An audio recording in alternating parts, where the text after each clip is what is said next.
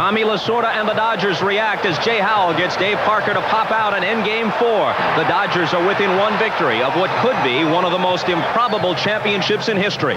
Trying to nail it down, they hand the ball to Orel Hershiser, who has been all but superhuman of late. Shutouts in 7 of his last 10 starts, including blankings of the Mets to win the pennant and of the A's to win Game 2 of the series. The Dodger hope for tonight, Hershiser and champagne.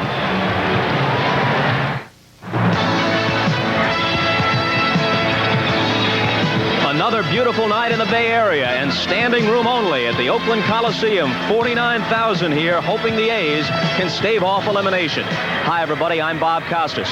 Their backs are to the wall, but it's been done before. Kansas City was down 3-1 against the Cardinals in '85. They came back to win. Dave Parker is over there on the Oakland bench, remembering his 1979 Pirates.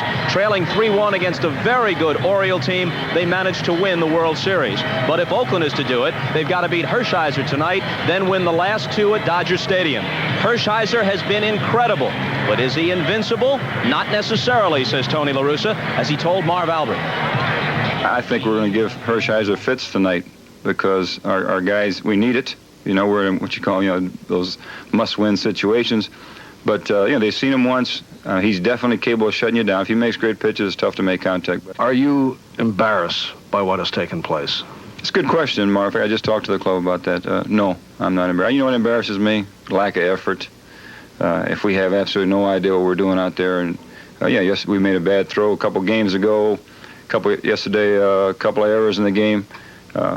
Lack of effort embarrasses me.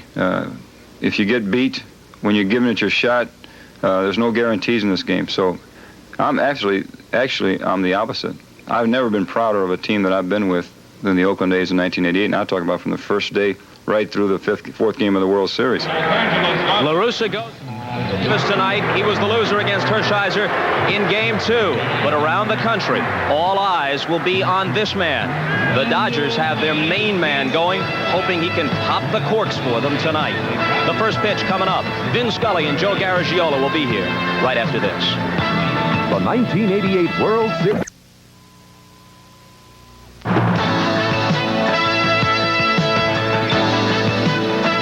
It's a beautiful blue sky day in Oakland, and nobody cares. There's a light breeze blowing from right to left, and nobody cares. What they do care about is Game 5 of the 1988 World Series. Hi, everybody. I'm Vin Scully, along with Joe Garagiola. There's a lot of caring in town, and especially in the dressing rooms, as we finally get down to push against shove. I think in the Dodger dressing room, Lasorda is being his motivator self, because it's one of those days of be yourself, guys. We played with the lineup that everybody thought we'd get beat last night, and we won, and we're going to win with this lineup. And I'm sure he's saying to Hershiser, just be yourself and we'll be all right. Tommy Lasorda is a man who craves the spotlight, and he has been in the spotlight. Tony La Russa, the other way around. An interesting thing about the Oakland Athletics, when they clinched the division, instead of going out the next day and let's say like Lasorda visiting in the press box, they went out and racked up Frank Viola 12-3. It's also a ball club that beat Roger Clemens. So when you're talking about the Oakland A's and backs against the wall and all that kind of stuff, remember Tony La Russa, and more than just a workmanlike ball club, a club that won 104 games during the regular year. If they play the way they played to get here, everybody's going to be all right.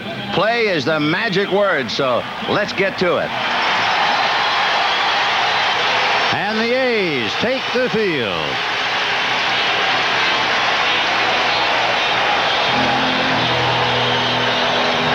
The ceremonial first ball throwing is already history, and history is the proper word to apply to it. I thought it was great.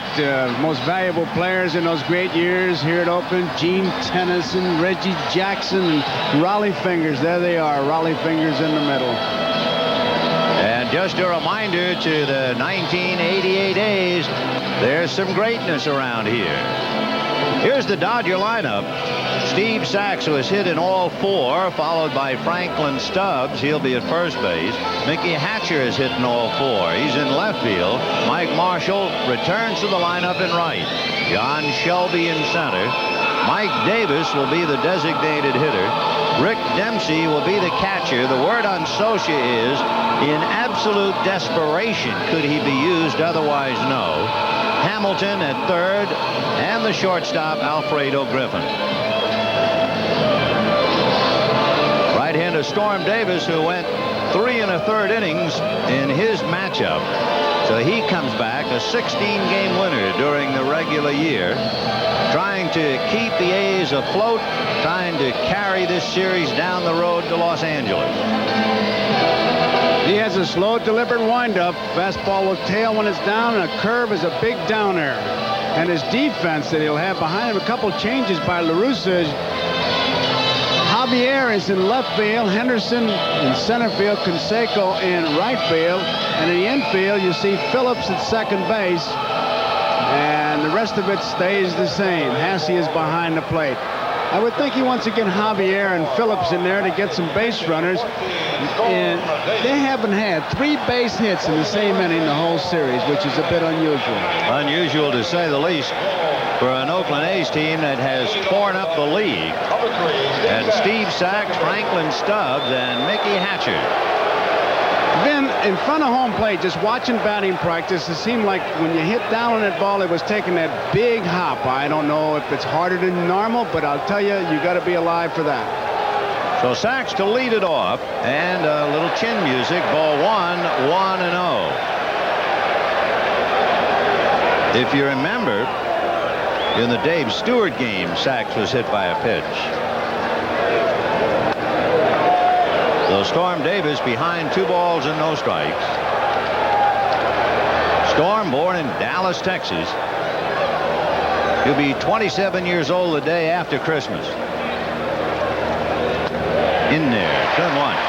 Jerry Crawford of the National League behind the plate. Larry McCoy, Doug Harvey, Durwood Merrill, Darrell Cousins, and Bruce Fremming out on the foul line.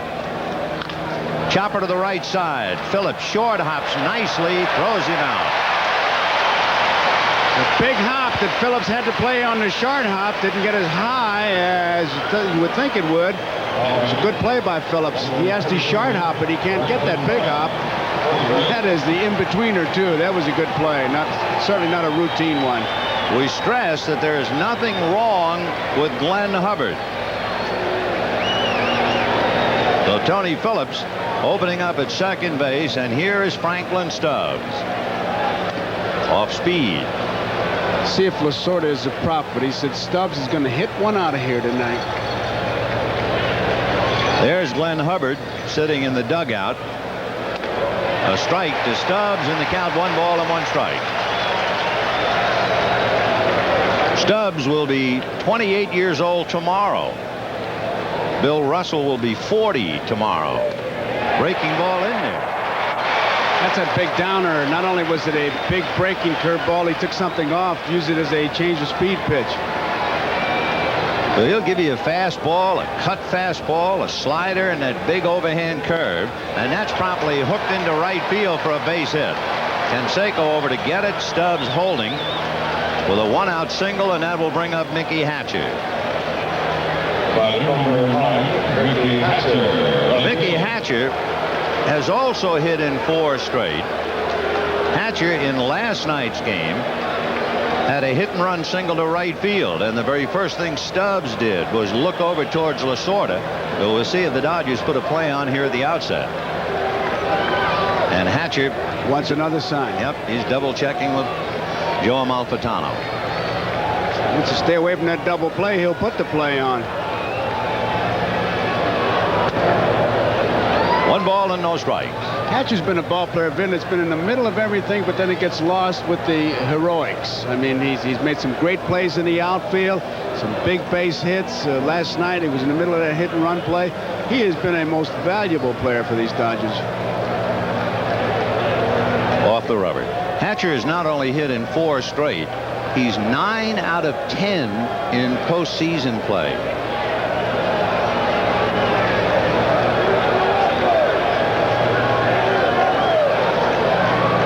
No strikes, and they're going to watch Stubbs. You know, with all the backing out and looking at Amalfitano going through the signs, Hasse is constantly looking at his bench because he wants to get some help and see if those guys have picked up anything. Not gone, fouled off. Stubbs, during the regular year, had a very good success ratio as a base runner. He was 11 out of 14. He's a big fella, but he runs well. So you have a pretty good combination of some speed at first and a contact hitter at the plate. 1-1. He's looking at La Russa.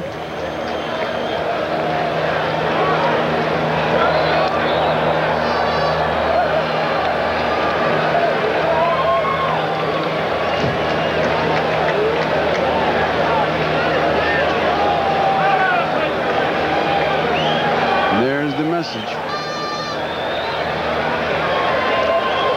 Off the rubber. No manager likes to fall into a pattern. The pattern for Lasorda has been to play hit and run 2-1. The count here is 1-1. And there's a high drive into deep left field. Back goes Javier. Gone. Mickey Hatcher, a 2-run home run. And that Dodger bench almost feeling like, well, that's enough. Look at them all waiting for Hatcher.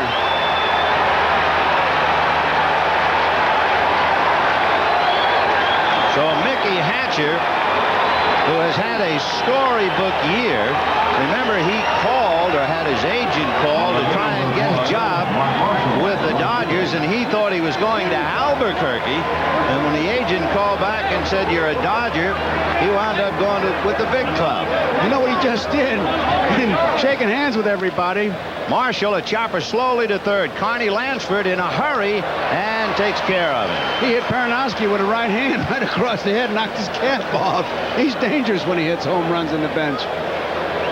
Hatcher, who hit 1 home run during the entire season, hits his 2nd home run in the World Series. He looks like he learned from that first home run. He's going to watch it all away, and he kind of slowed down. You remember, in Los Angeles, he ran like he thought somebody was going to take it off the scoreboard. Here's John Shelby now. 1 ball and no strikes. So if you joined us a bit late, with 1 out, Stubbs single to right. Hatcher homered and Marshall grounded out. And here is Shelby.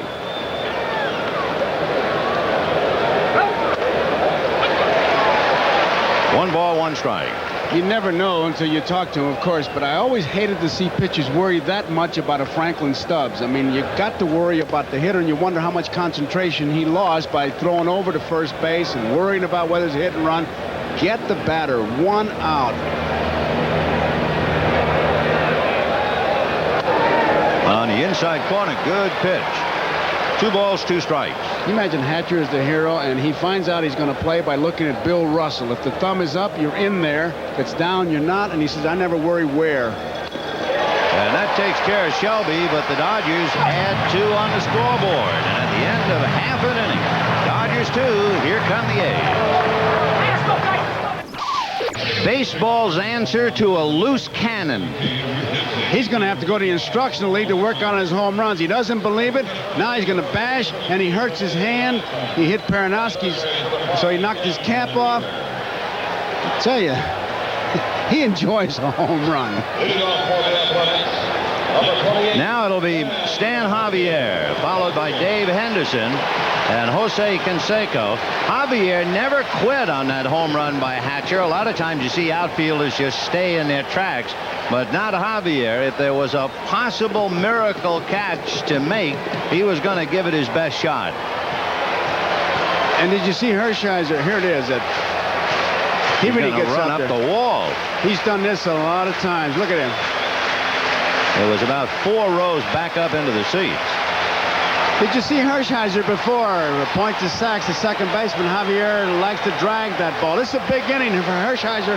Has to shut him down right here to send a message back, and the A's have to do something. Javier basically a high ball hitter, and the other way around for Hershiser, who starts him at the knees with a strike. 0-1. The son of Julian Javier, who played in 3 World Series, one of them against Oakland. Strike.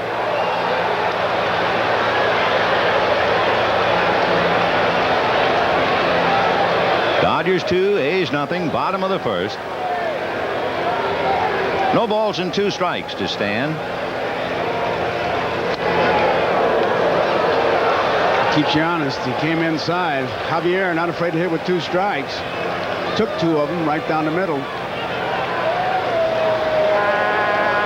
Hamilton back to a normal depth, so they're not expecting any attempt to bunt with 2 strikes. He's a better bunter left-handed than right.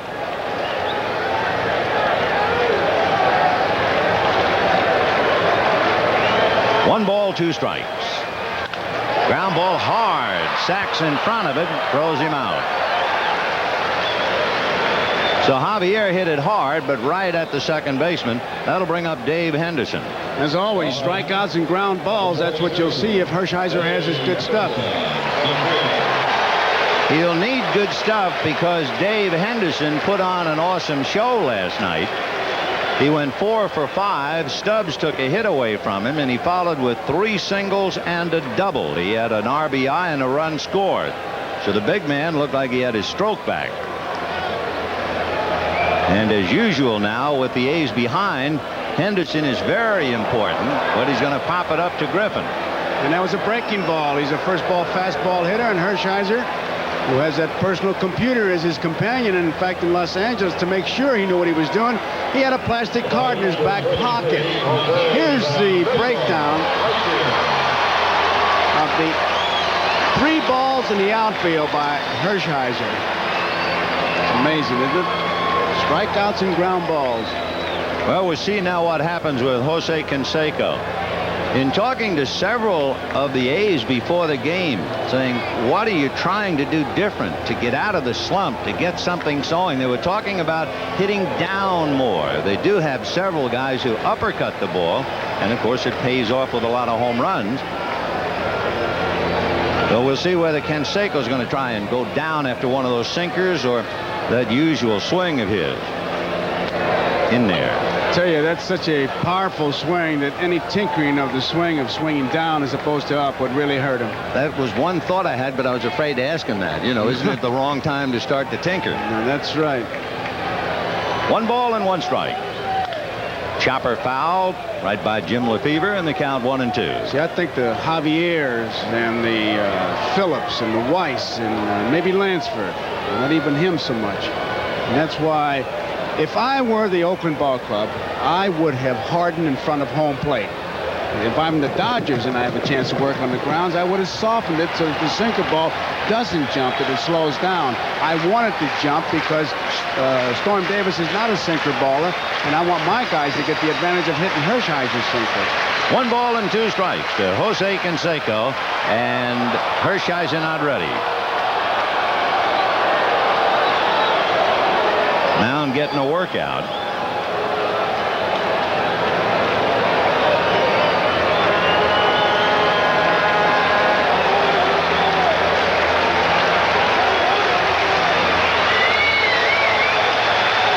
Breaking ball, and he kind of sidearmed him. He really got under that to give it such a big roundhouse curve. And at the end of an inning, 2-0 Dodgers. We go to the second inning, 2-0 Dodgers. The designated hitter, Mike Davis, followed by Rick Dempsey, and then Jeff Hamilton. And the count, 1 ball and no strikes.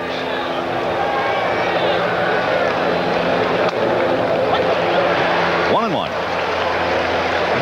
Ben Hines, the hitting coach, when Mike Davis was taking batting practice, kept saying, stay inside. What he meant is keep your hands inside the ball. Don't go around and get it. Don't let your hands get around the ball. And he was really bearing down on that. He hit a lot of home runs, as you probably know, up here at Oakland, and they pinch the middle on him. They give him the line. So Canseco over towards right center, and Javier more over towards left center. You'd figure a home run hitter, he'd have more of a chance of pulling it down the line into the corner. 2 balls and 1 strike. Storm behind now, 3-1. On deck, Rick Dempsey, and he is asked to carry the entire load tonight. Dr. Frank Jobe said that Socha could catch a half an inning maybe, and they would really be in trouble if they had to use him.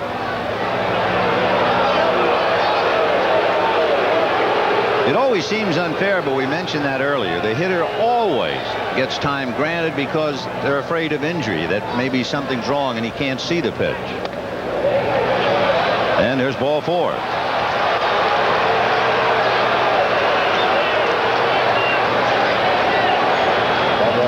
If you wonder what a sidearm pitch does, watch this. When Hershiser drops his arm to Canseco, definitely sidearm. Now get a good look at Canseco trying to swing at it, how he just diffuses all the power. He's reaching, his weight is all the way back. Can hardly reach it because the sidearm forced him to bail out. Good pitch when you throw it on that outside part of the plate. And you don't see Hershiser do that very often, so it's also a tribute to Canseco that he decided to go to that pitch. Here's Dempsey. 1-0. Vin, he has started the first 7 hitters with the ball. The exception is Marshall, who hit the first pitch, so he's fallen behind, and that's danger time. Orel Hershiser resting between innings with a 2-0 lead here in the second. Hatcher will never rest. The players even tell him, sit down, and he says, I can't, my motor's running. 1 ball and no strikes. The count to Rick Dempsey. Davis pretty good lead at first. And a chopper to shortstop. Backing up is Weiss. Goes to Phillips. Back to first. Double play. That double play was slow in developing, and Phillips really had to hang in there knowing Mike Davis was coming down the line, and he really makes a tough pivot. It would have been easy for him to just get on out of the neighborhood. Now, he knows Mike Davis is coming. He's standing right there, and you could see Davis could have spiked him. Watch Davis's right foot as it hits Phillips right there in the leg, and down he goes. That's a tough double play. So Tony Phillips playing in place of Glenn Hubbard makes a gutsy turn. The A's get the double play, and here is Jeff Hamilton. Strike. So that breaks that string of first pitch being called balls. It took a call strike to do it. Well, they call a double play, the pitcher's best friend. You can see what it did. It gives him 2 big outs on the scoreboard and confidence to just throw a strike. 1-1. Hamilton, very much of a streak hitter. He had 2 8-game streaks during the year. The Dodgers were hoping that he'd get on a streak now. The toughest time of all. Looks like Davis has a good break on the curveball. The base hit that Stubbs got was on a curveball, but it just seemed to hang. But now it seems to be biting more. Maybe a tighter grip. It's a tighter spin for sure. 2-1. Fastball and a good play by Storm Davis on a comebacker. No runs, no hits, nobody left. And at the end of an inning and a half, Dodgers 2, A's nothing.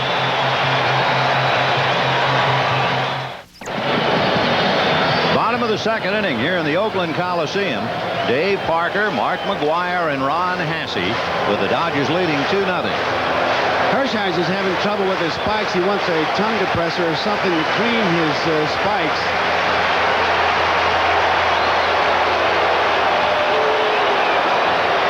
Tell you, he's like a doctor going into an operating room. Everything has to be just right, and why not? Meanwhile, Dave Parker, who almost knocked him out of his shoes the last time. Remember, he had all 3 hits against Hershiser. And he'll start it off. Certainly, if the A's needed any extra inspiration, Parker could provide it. Just going back to his own career in that '79 World Series for the Bucks. Line drive at Sachs. And was that thing hit on the screws? McGuire is the next batter. He hit the home run off Jay Howell. He's a low fastball hitter. Won that game, but here's last night. Now watch Belcher on the outside corner. Perfect pitch gets him. Here's the pitch. It looks like the same pitch he hit for the home run. Right down the middle, gets under it, had a real good swing. Again in the 7th inning. Looks like he has a good cut, gets under it. And the difference being, when you get under it, it's the pop fly. The other night, home run. And the first pitch is hit foul back at third, and the count 0-1. 4 outs so far recorded by Hershiser. And Javier hit his ball very hard at Sachs. And Parker almost took Sachs' hands off. 0-1, the count to McGuire. Henderson had a good swing, Ben, although he popped up. But Canseco, he was really disarmed with the sidearm pitch, was the really effective out that Hershiser's got. The thing that frustrated McGuire in the last time he hooked up with Hershiser, not that he went 0 for 3, but he hit into 2 double plays. He followed Parker base hits with double play ground balls. 2-1. That's a curveball that just didn't break. McGuire's right down the end of the bat as we look at Lasorda. In fact, his little finger is practically off the bat. I think it is. There you see it. I mean, if he got any lower on the bat, he'd have a handful of knuckles. 2-1 to Mark McGuire.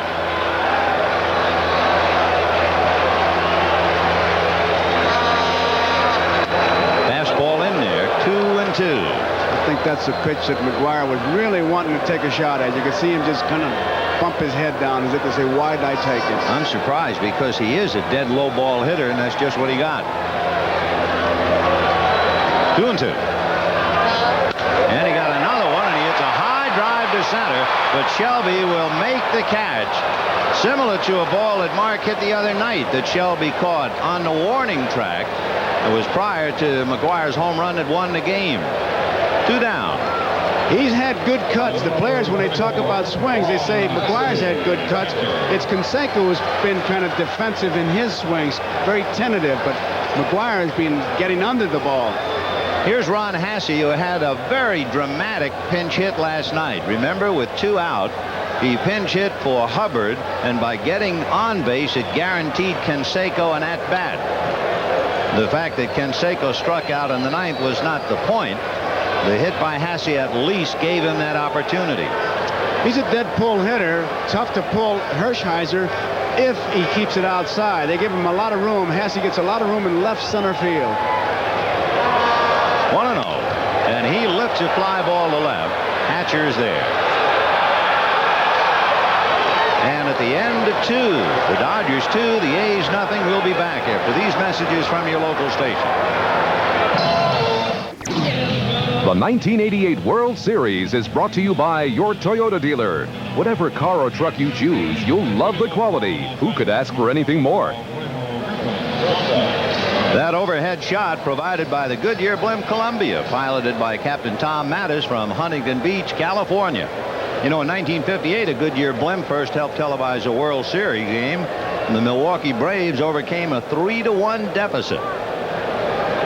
And the question here in Oakland, will history repeat? Hershiser thinking things over because he has not been the same pitcher we saw in his first outing against Oakland.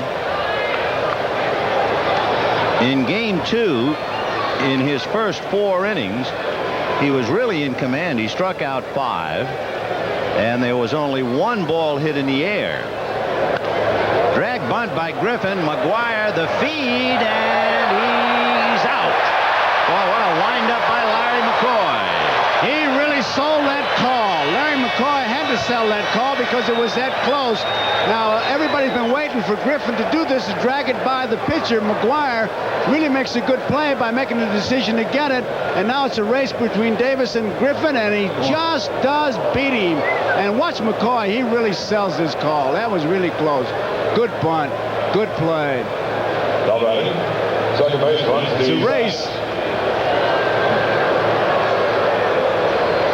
Griffin thinking he had it beaten. A good play by Davis to leg him. Hatcher pacing away. Nothing new. Then we go to the 3rd with 1 away. The batter now, Steve Sachs. Good breaking ball. You see Sachs jerk his head out of the way as the bottom dropped out of it. 0-1. Davis has made 2 nice plays. He had that comebacker hit by Hamilton, and now this play by Griffin. 0-2 the count. You know, Vin, what you're talking about with Hershiser, outs are outs, but that's not his pattern, and I'm sure Peranowski and Lasorda are watching that because he's not getting ground balls, he's not getting strikeouts. He got a ground ball from Javier, but the ball was hit very hard. Henderson popped it up. Parker lined out, and then he fly balls from McGuire and Hasse. So that is not the Hershiser that you normally see. Remember in that graphic we showed you in that other game, Hershiser's game, as we look at Stubbs, there are only 2 balls hit to the outfield. There's already been 2 balls hit to the outfield, and we're only in the completed 2 innings. Up the middle, and it'll be a base hit for Sachs. So a one-out single means Sachs and Hatcher are the only two players in the series to have hit safely in each game, 5 in a row.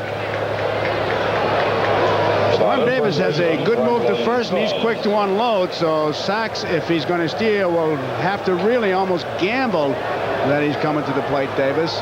You know, we were wondering, speculating earlier about how Storm Davis might have been worrying about Stubbs and served up the home run ball to Hatcher. Certainly he has something to worry about now with Sachs.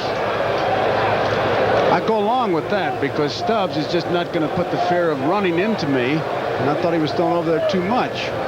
Sachs, he's going to worry you. And also different with Hatcher, you're thinking hit and run. You certainly are not thinking hit and run with Franklin Stubbs. In other words, if Sachs is going, it is not a hit and run play. It's a straight steal because Stubbs has always been a feast or famine hitter. He strikes out too much to put on a play. Sachs, one of those guys, has the green light. If you think he can make it go, and he's edging off. He wants to go. 1 ball, no strikes. Off the rubber.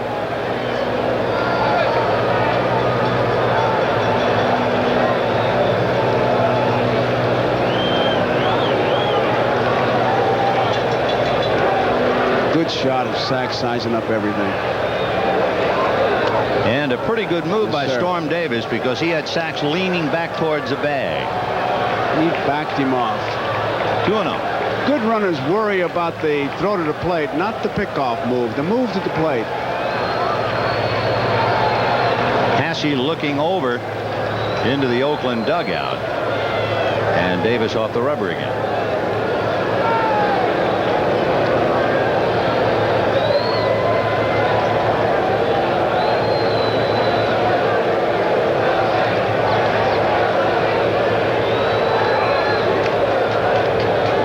With the 2-ball, no strike count, you would really want Sachs to stay there to make sure that if Stubbs, who has the green light, wants to take that rip to the extra base, that he can, but you certainly can't take anything for granted. For me, Sachs would stay and let Stubbs get that one good swing at a 2-0 pitch. And they pitch out 2-0. There's one in a million. Well, that's got to come from La Russa. I would not have done that. I don't think I'd take the bat out of his hands. That was really a gamble. You got to have to ask permission, and you have to worry about what does that do to the pitcher. He's 2-0 behind. Now he's 3-0. If he walks him, you're in pretty good trouble. See if Stubbs swings 3-0, taking all the way. I would make him take, but I'll tell you what. Now you're liable to see the merry-go-round start and Stubbs swinging. But it's up to Sachs if he gets a good enough jump because he swings and misses a lot of pitches. He wants to know if Sachs is running right there because you know he's hitting. 3-1. 1 out, top of the third. Dodgers 2, A's nothing. Time.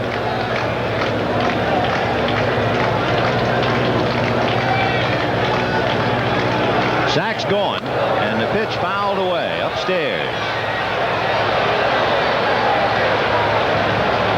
Well, if Lasorda put it on 3-1, he is certainly going to have him going 3-2. I really think that was a straight steal, Vin, because I was watching Saxey all the way. He didn't even bother to look back at Stubbs. No, you can't put a play on with Stubbs because so many times he'll swing right through the pitch. Sachs goes, and it's lifted into left center, but playable. Javier is there. Stand for the catch, and Sachs returns. 2 out, and Mickey Hatcher, who started the Dodgers off certainly on the right foot in the first inning. Javier trying to make the catch, but ran out of real estate. So here's Mickey, who has hit in 5 straight.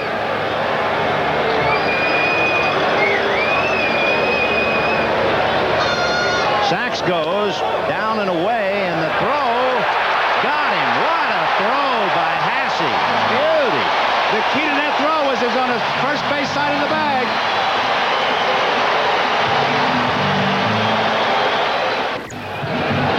You really have to appreciate this tremendous throw. It was not a good ball to handle. Hasse had a little trouble getting out of the glove, but he puts enough on it that really Phillips just has to drop that glove, and Sachs tags himself out. If it's on the shortstop side, I doubt if he gets him just perfect. And Doug Harvey right there, and you talk about selling calls. Those umpires are doing it tonight. Well, here's Carney Lansford, followed by Tony Phillips and Walt Weiss. Third inning, 2-0 in favor of the Dodgers. Lansford, the last time he faced Hershiser, was in a leadoff role. In fact, Carney had been the A's leadoff hitter in 5 in a row, but he's struggling with the bat, so they dropped him now to the number 7 slot. And he was 0 for 14 until he had the RBI last night. Ron Hasse, who made that fine throw to get sacked. You talk about right on the money. He really had to throw it hard. 0-1 to Carney Lansford. Line drive, base hit to center.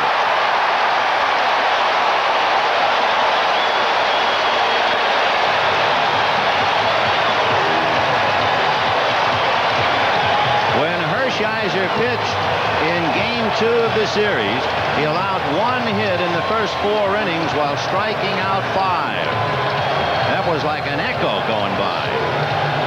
He was set to field that ball, but you can see he just didn't have any idea where it was. Very difficult when you're throwing 60 feet 6 inches away, finishing up like that, to really get your sights on that hard hit ball. He was positioned right, but boy, it was hit hard. Here's Tony Phillips, who played every position this year but pitcher and catcher, and finally takes over at second base. The league considers this switch hitter a better hitter as a right-handed batter, but he's in there tonight hitting left-handed against Hershiser, and a low ball hitter from this side of the plate. So it'll be strength against strength. And knowing kind of what they call a ping hitter, moves that ball around, a contact hitter.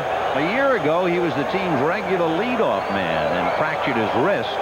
Then this year, Rick Cerrone crashed into him and knocked him out for 49 games. And when he came back, Hubbard and Gallego had the job. That's a strike. 0-1 to Tony Phillips from Atlanta. He will occasionally hit and run, and he's looking at Lefevre. But whether he would do it down 2-0 in the 3rd inning and hitting left-handed, we'll see. Stubbs on the bag, of course, to hold Lansford. Lansford is a good base runner. I mean, you can do a lot of things with him. He's one of the guys that Tony let steal. There's Oral Hershiser's father. You might remember Mr. and Mrs. Hershiser threw out the first ball at Dodger Stadium. Little League Parents of the Year. 0-1. 1-1. Seems to be walking around the mound more than I've seen him do it.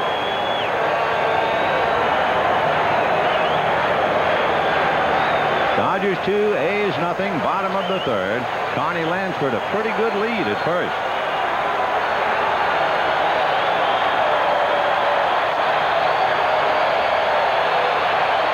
Lansford's going. Ground ball to the hole.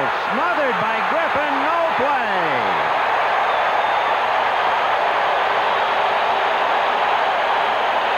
So they put that hit and run play on. And he got away with it.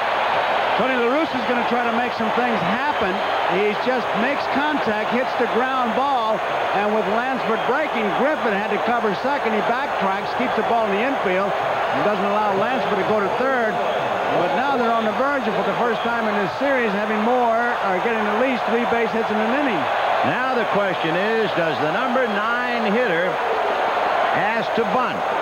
Walt Weiss with the tying runs aboard. 2-0 Dodgers in the 3rd. He is a good bunter. He can push it or drop it up along 3rd. In one big bunt situation, he did not bunt. Instead, hit a fly ball to center. So let's see this time. La Russa likes to give him one swing if they're playing too tight. Not this time. He shows bunt immediately. Ball 1. I would think he would be bunting all the way to get him over there. They have no room to try any trick plays. It's back to the basics. After Weiss, you have Stan Javier.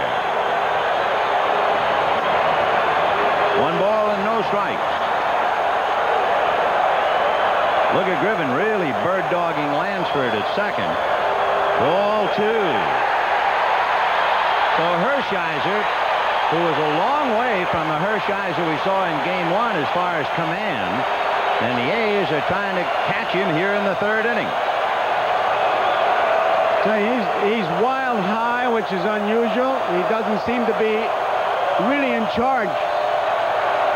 Stubbs looking bunt now. He's convinced. And there it is. Dempsey will make the play to Sachs, and the tying runs are at second and third with one out. Beautiful punt. Once it got to that grass, really slowed down. And Weiss moves him over. So Stan Javier, who remember hit the ball very hard, but right at Sachs, will be coming up. Big play to have Lansford going and have Phillips single to the hole at short.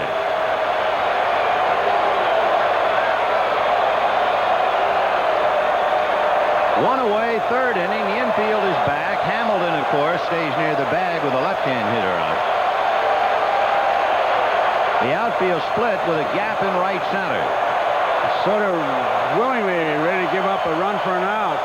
You're early in the game. Look. Boy, that bat went flying. 0-1 to count.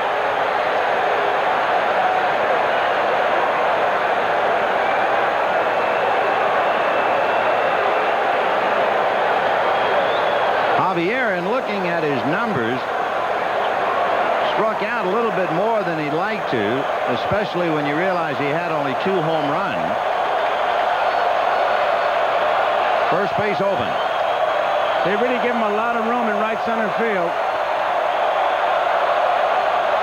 You saw Orel's father and his wife, Jamie. 0-1. And it's hit in the air to left. Hatcher is there. Tagging is Lansford. The catch is made. Lansford will score.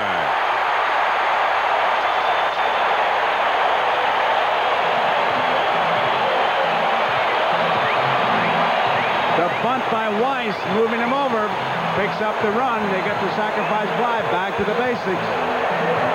So Lansford singled, and then they had him going, and Phillips sets up the inning with that hit-and-run single to the hole at short, then the bunt, and then the fly ball. And this is the theory that La Russa was selling to his ball club. Play within yourself. Never mind the home run. Never mind the Oakland Bashers.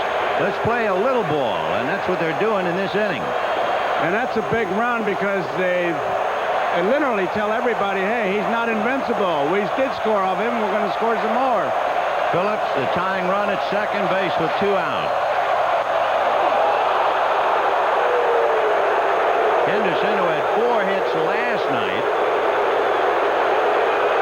either was looking for that or just walked into it. In other words, if he was looking at a pitch on the outside part of the plate, he had to drive him away. That was a good pitch. If you don't pitch inside, you're not going to win in the big leagues. And that was a high, tight fastball. That was not a knockdown. That was a good pitch. Henderson is a notorious first ball hitter, so they took that away. And now they try to jam him. Ball 2. Dempsey doesn't like where he's spotting that ball. He was locating outside, and he came inside again. 2-1 Dodgers, third inning. It has been remarkable, but this crowd here in Oakland now, they're hoping he's run out of miracles.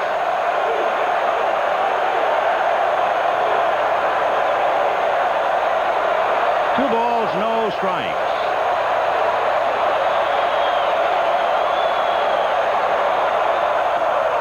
Missed the corner. And, of course, waiting his turn on deck, Jose Canseco.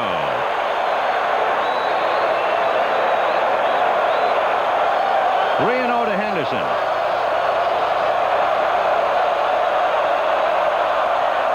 Ball 4.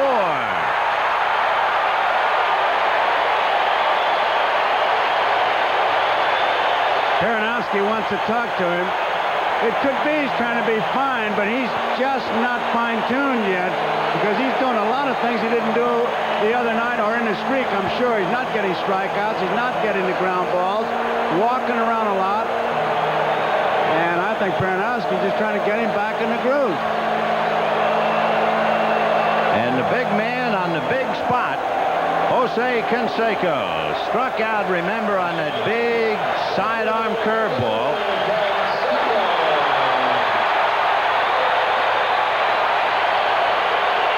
Boy, this crowd is really into this one early. And well, they should be.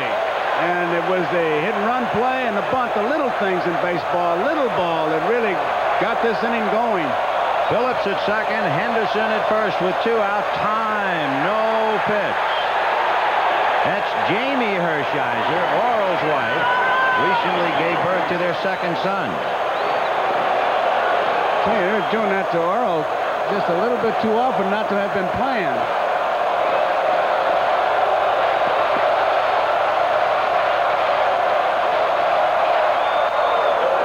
He started him sinker inside and down, and Dempsey going out to talk to him now. 0-1.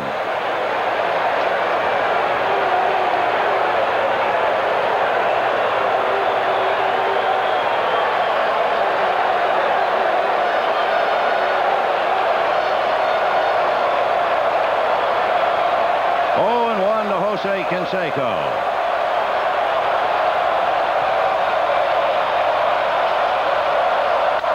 Sinker hit down to Griffin. He goes to Sachs, and they get the force play, but they get a run on 2 hits and leave 2 at the end of 3.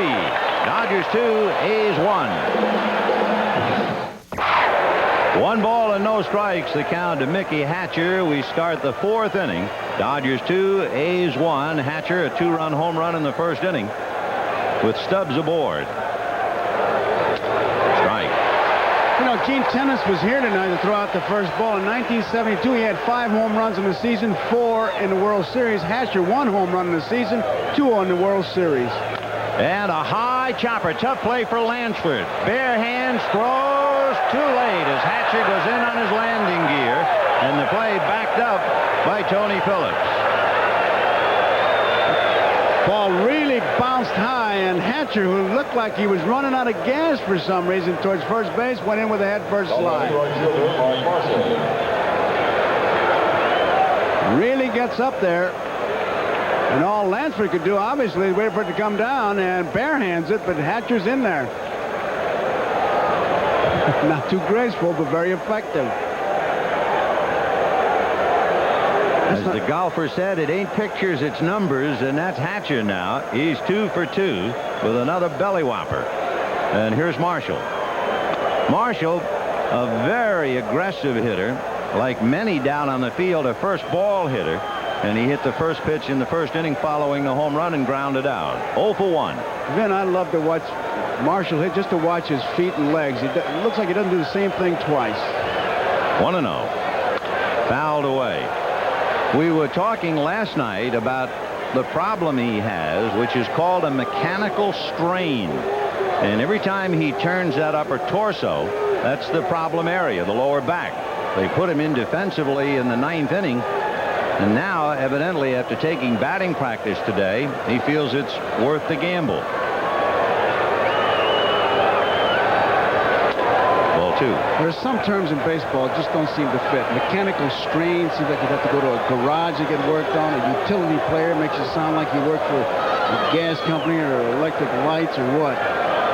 The word that gets me, and they're using it in the World Series, is motivate. I mean, if you have to be motivated, well, forget it. 2-2 the count to Mike Marshall. Not only that, those numbers in the contract, those monopoly numbers, that would motivate you. And I would guess, and it would be a close guess, the winning share would be what? Close to $100,000. 2 balls and 2 strikes to Mike Marshall. Believe it or not, I heard a player say this World Series really cuts into your offseason. I'm telling you the truth. I'm speechless. I'm telling you the truth. 3-2 to Marshall, a free swinger. So we'll see what that means with Hatcher at first. He's not going. Fouled away. It's not the way to watch the game, but watch his footwork if you have nothing better to do, because I tell you, he does something different all the time. That time he just lifted his leg just barely off the ground. Sometimes he taps it. Sometimes he goes way high. But it's not what you do with your feet, it's what you do with the bat. Got him. And good pitch in on the hands. Marshall unable to get the arms extended, and he's rung up.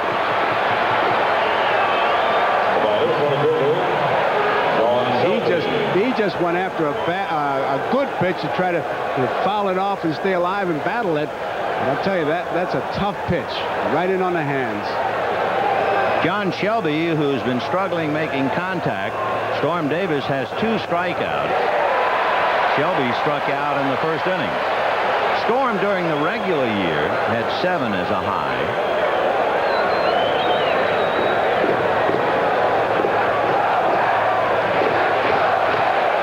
2-1 Dodgers, 4th inning, 1 out. 1 ball and 1 strike.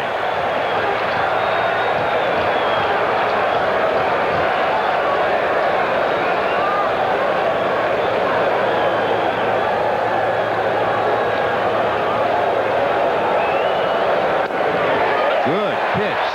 Big downer. We talked about the big downer that he has, but it's also the pitch before that sets that up. He came inside with a good fastball. He struck Marshall out with a good fastball inside, and that's what makes that curveball effective. If you don't pitch inside, you're a 500 pitcher. 1 ball and 2 strikes. Got him. And for Shelby now, paying the price of that big swing, he has struck out a half a dozen times in the series, twice tonight. That's the downer, the big overhand curveball. It's the one when we were kids we called a drop. I mean, it comes straight down. There you see the rotation over the top, and he just swings over it. That's a tough pitch. It's a ground ball pitch if it's thrown properly. So Hatcher led off with a base hit, and he's still there. And here's Mike Davis. 0-1. Dodgers 2 runs, 4 hits. Athletics 1 run, 2 hits were in the top of the 4th. And don't think that mound is not helping him. I know it's legal and all that, but it's nice and high like at Dodger Stadium. When you get that big downer, it helps you. Showed him a high fastball, ball 2. I think one of the things about that big overhand curveball that helps you, you give up on it a lot of times thinking it's going to be up around the eyes. That, but also you're trying to get under it. It gives you the feeling you're hitting uphill. 2-0 to Davis. Held up. 3-0. Davis thinks that's a strike. Crawford has been consistent with the call, though, and Hasse just said something to him. So Storm against Mike. 3 balls, no strike. They let him swing, and a drive to right. Canseco going back. It is gone. Lasorda gambles on a 3-0 pitch. He got a fastball, and Davis, who came to the Dodgers with the reputation of hitting home runs, hits a 3-0 pitch and picks up 2 runs for the Dodgers. So Davis, who hit only 2 during the year, hits 1 in the World Series. Hatcher, who hit 1 during the year, hits 2 in the World Series, and the Dodgers lead 4-1. Sort of turning him loose on a 3-0 pitch.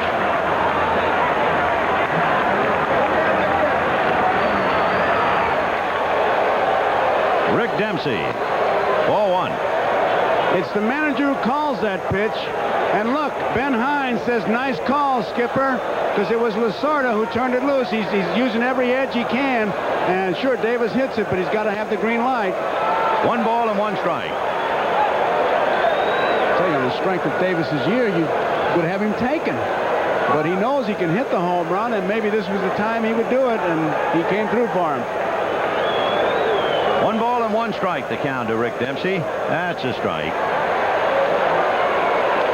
The psychological thing about that home run is, at first it's a shock 3-0, but also it comes right after the A's had come back and made Hershiser look like he was not invincible. They score a run, they come back with 2. Got him on a breaking ball down and away. He struck out the side, but he gives up 2 runs, 2 hits, and at the end of 3.5, Dodgers 4, A's 1.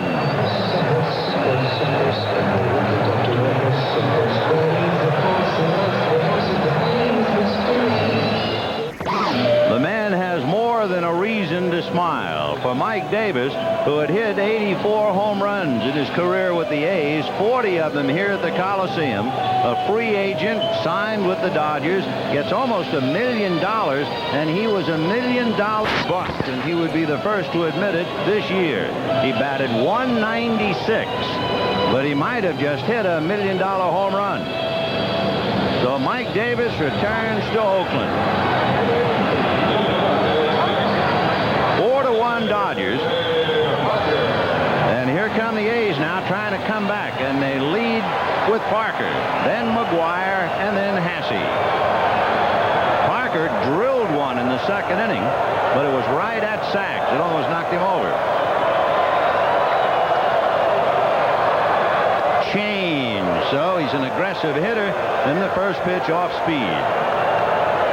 And if you're noticing the people congratulating Mike Davis, Hershiser was one of the first. So first the change, then the fastball, and Parker a little late, and the count 0-2. And he got that ball up. That's the one that's almost a contradictory term that Hershiser uses. He calls it his high sinker. And what it does, it runs inside. No balls, 2 strikes.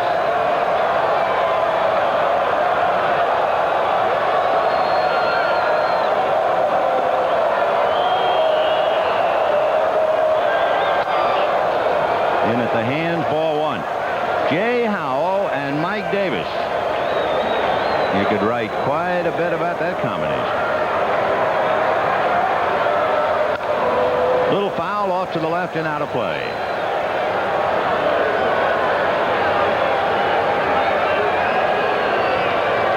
The A's scored in the third.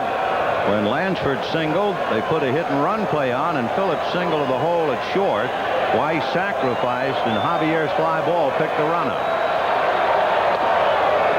2-2. Hershiser is not close to having the command that he had earlier, and that's the one thing that really gives the A's some hope. 2-2. Fouled off that sinker.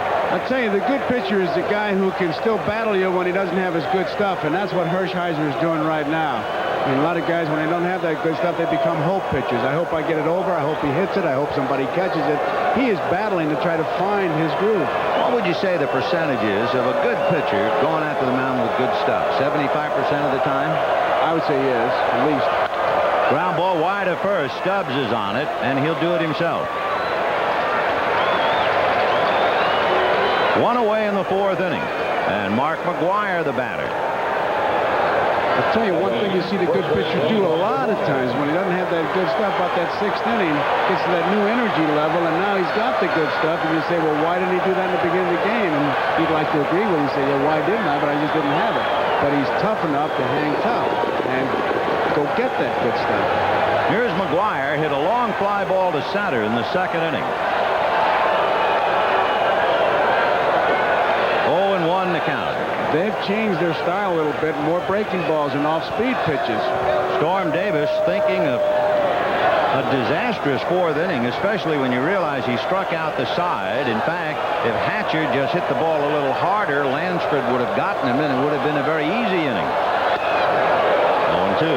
Another breaking ball. No balls, 2 strikes to Mark McGuire.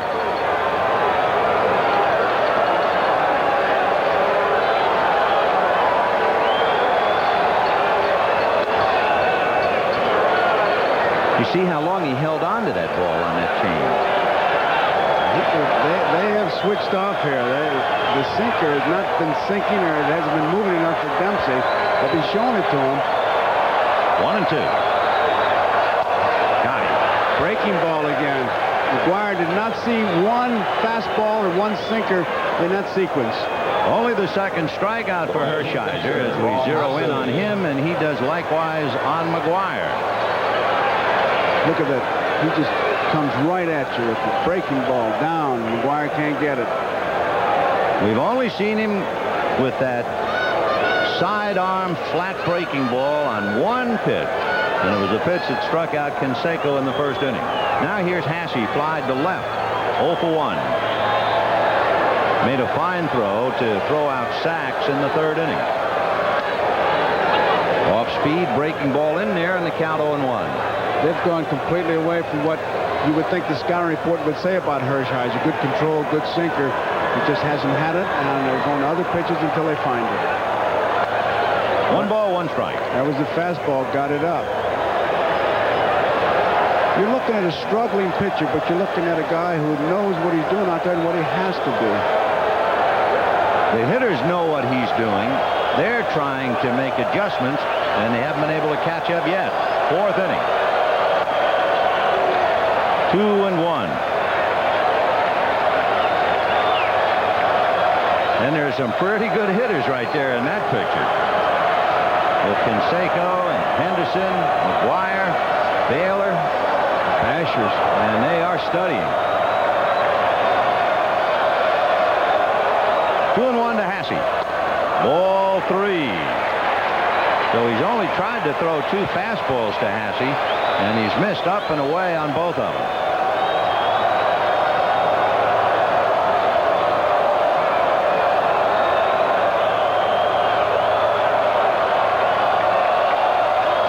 And he walked him. So the 2-out pass brings up Carney Lansford. His pattern of wildness with the fastball has been the same. I mean, it's been consistent high outside, so it could be a mechanical thing. Nobody has come out as far as Baranowski. Jose Canseco has to be a patient man. It'll be a while before he gets his licks in. Lansford batting 7th in the lineup. Carney single to center. Remember, he whistled that line drive by Hershiser, opening up the 3rd inning, and eventually came around to score. Strike. They're not going to hold Hasse. Stubbs well off the bag with the A's down by 3, and Dempsey going out to talk to his pitcher. That's probably what he's going to remind him of, although I think that's what Stubbs told him when he went over to talk to him. And it could be a case to find out how he really feels about this little bit of a change here. We were talking at the hitters, and of course that's a great part of the Oakland game. Here's what they have done so far.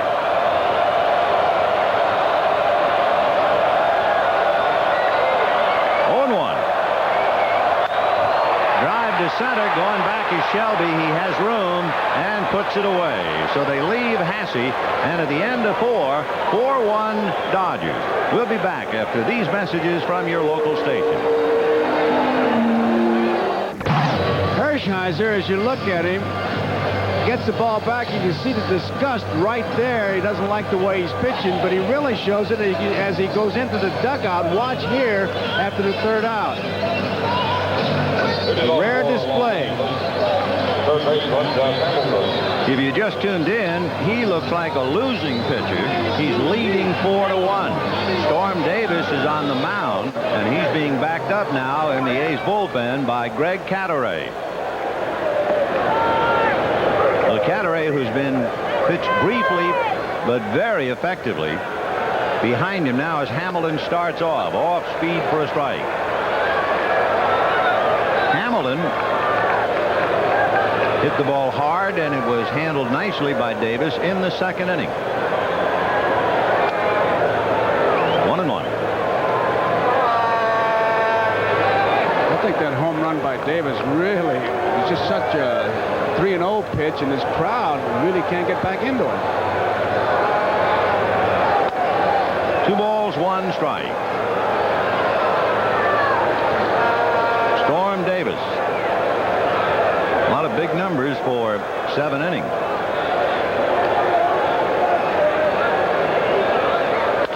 Fouled away down the line, out of play, and the count 2-2.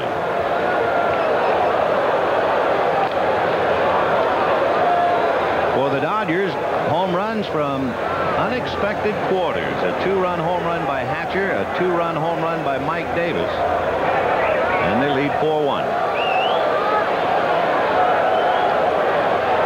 2-2.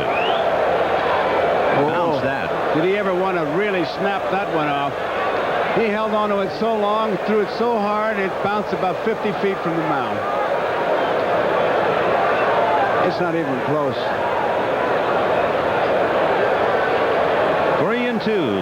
to Jeff Hamilton.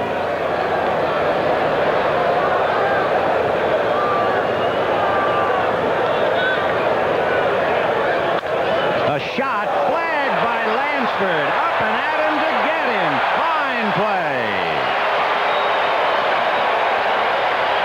They call him the perfect professional, and there's the reason. Well hit. Looks like a two-base hit. He has it all the way. You marvel how a man can react that quickly in a fraction of a second. That position, that's just what you do. You react. Alfredo Griffin, a strike. Alfredo tried to drag for a base hit in the third inning, and Storm Davis just did beat him to the bag. 1-1. I'll tell you, as close as that was, if I were Griffin, I'd try it again as we look at Lansford. Highest lifetime fielding percentage among active third basemen, also the best kept secret in baseball. Half swing for a strike. 1-2. I think Alfredo can look for the big downer right about now. You know, A's Vice President Roy Eisenhart thinks the 1982 trade of Tony Armas for Carney Lansford was the key point in the team's development. Where they were going nowhere, that was the beginning of the first step in the right direction. Got him. He didn't fool with him. Good fastball. Friends, the 1988 World Series is brought to you by Nissan, inviting you to test drive the new 240 SX. 5 strikeouts for Storm Davis, his high for the year, 7 in a game. But he's trailing 4-1. And now Sachs. Sachs grounded out and single up the middle, was thrown out trying to steal. Gene Nelson has joined Greg Cadaret in the Oakland bullpen.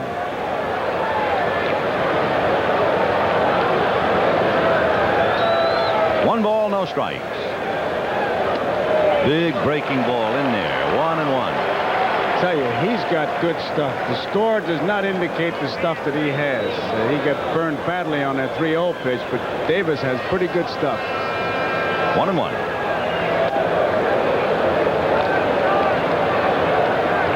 Meanwhile, Tony La Russa checking the cards, anticipating not only his own moves, but counter moves by Lasorda. In there. 2-2. He does all kinds of things with the cards, La Russa. He charts pitches to a degree, but he makes notes to himself. He said Dick Williams used to do that a lot.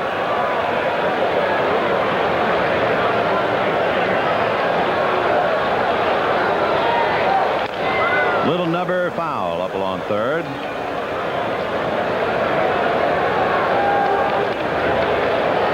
Dodgers with 2 in the first, 2 in the fourth. The A's are running the third, and we're now in the fifth.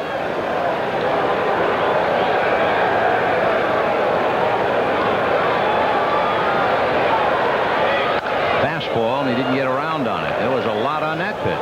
Good fastball. There's nothing wrong with his stuff. His fastball, as we look at Franklin Stubbs, high, it's been riding high. The big downer, you've seen that. He's got good stuff.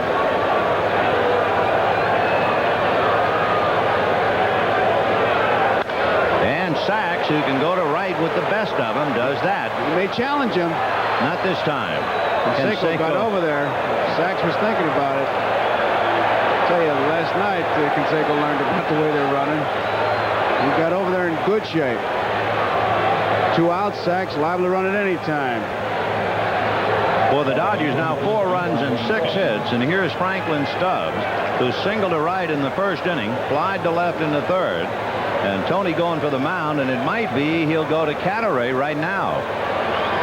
He can use his whole staff. He's got to stop the bleeding.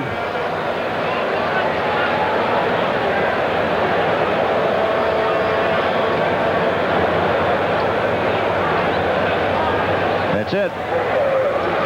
So Storm Davis will leave, and Greg Cadaret will come in to go head-to-head with Franklin Stubbs. Greg Cadaret last night struck out the side in the 8th inning, and when he was brought in to pitch to Stubbs, they took Stubbs out for Tracy Woodson, but not tonight. Strike. Sachs at first, 2 out in the 5th inning, 4-1 Dodgers. When the A's come up in the bottom half, Tony Phillips, Walt Weiss, and Stan Javier.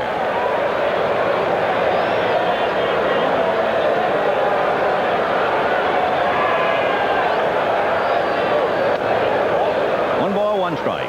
In the Dodger scheme of things, Stubbs doesn't see very many left-handers during the course of the year. Catteray really taking a good look at Sachs at first base.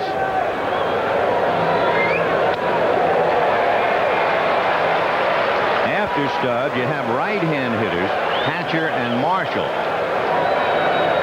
And Gene Nelson still throwing in the bullpen. And throwing hard.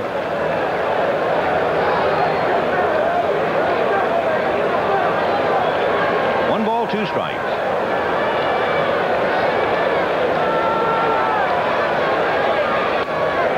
Just missed 2-2. He had him fooled, too. You could see that Stubbs started to swing, couldn't really pull it, and just watched it go by. And unfortunately for him, it was not a strike.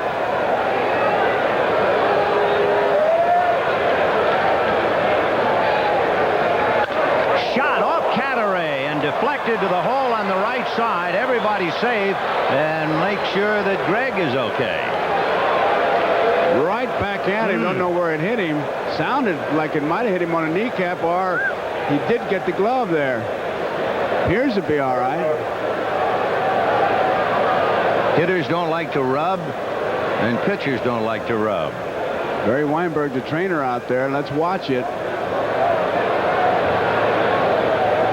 Oh, hit him in a good spot, side of the leg. Didn't hit the knee, hit him in the side of the leg.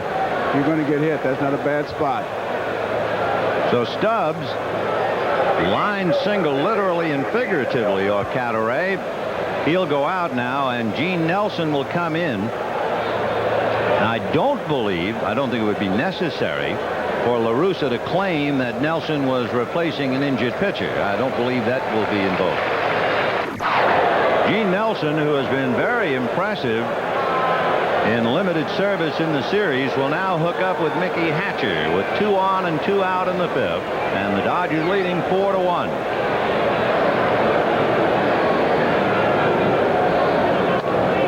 One ball and no strikes. You want to talk about odds-on favorite, that's one story. You want to talk about the impossible dream, that would be part of it. Little number back to Nelson. Gene will take care of him, and the Dodgers lead 2. And at the end of 4½, Dodgers 4, A's 1.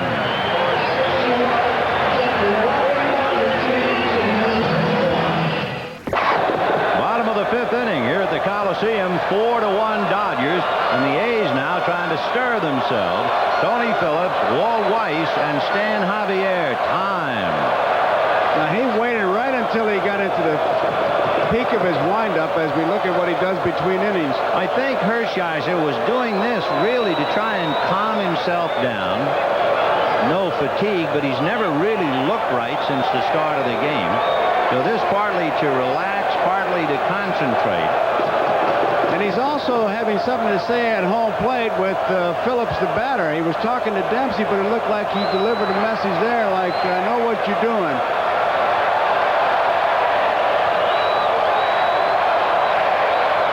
Let's go A's, the chant in the background. Phillips had a key hit in the 3rd inning. A hit-and-run single to the hole at short, and it led to Oakland's run. And Hershiser waited for Phillips, and Phillips stepped out when Hershiser was ready. Got a little game going on here. Anything to break Hershiser's concentration, and I'm sure he's been struggling with it. And he's human. He's aware of the tremendous pressure.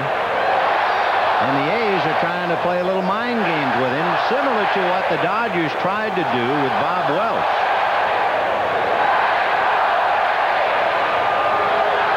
In there. 1-1. He walked all the way into home plate, says something to Dempsey, but was looking right at Phillips while he was talking.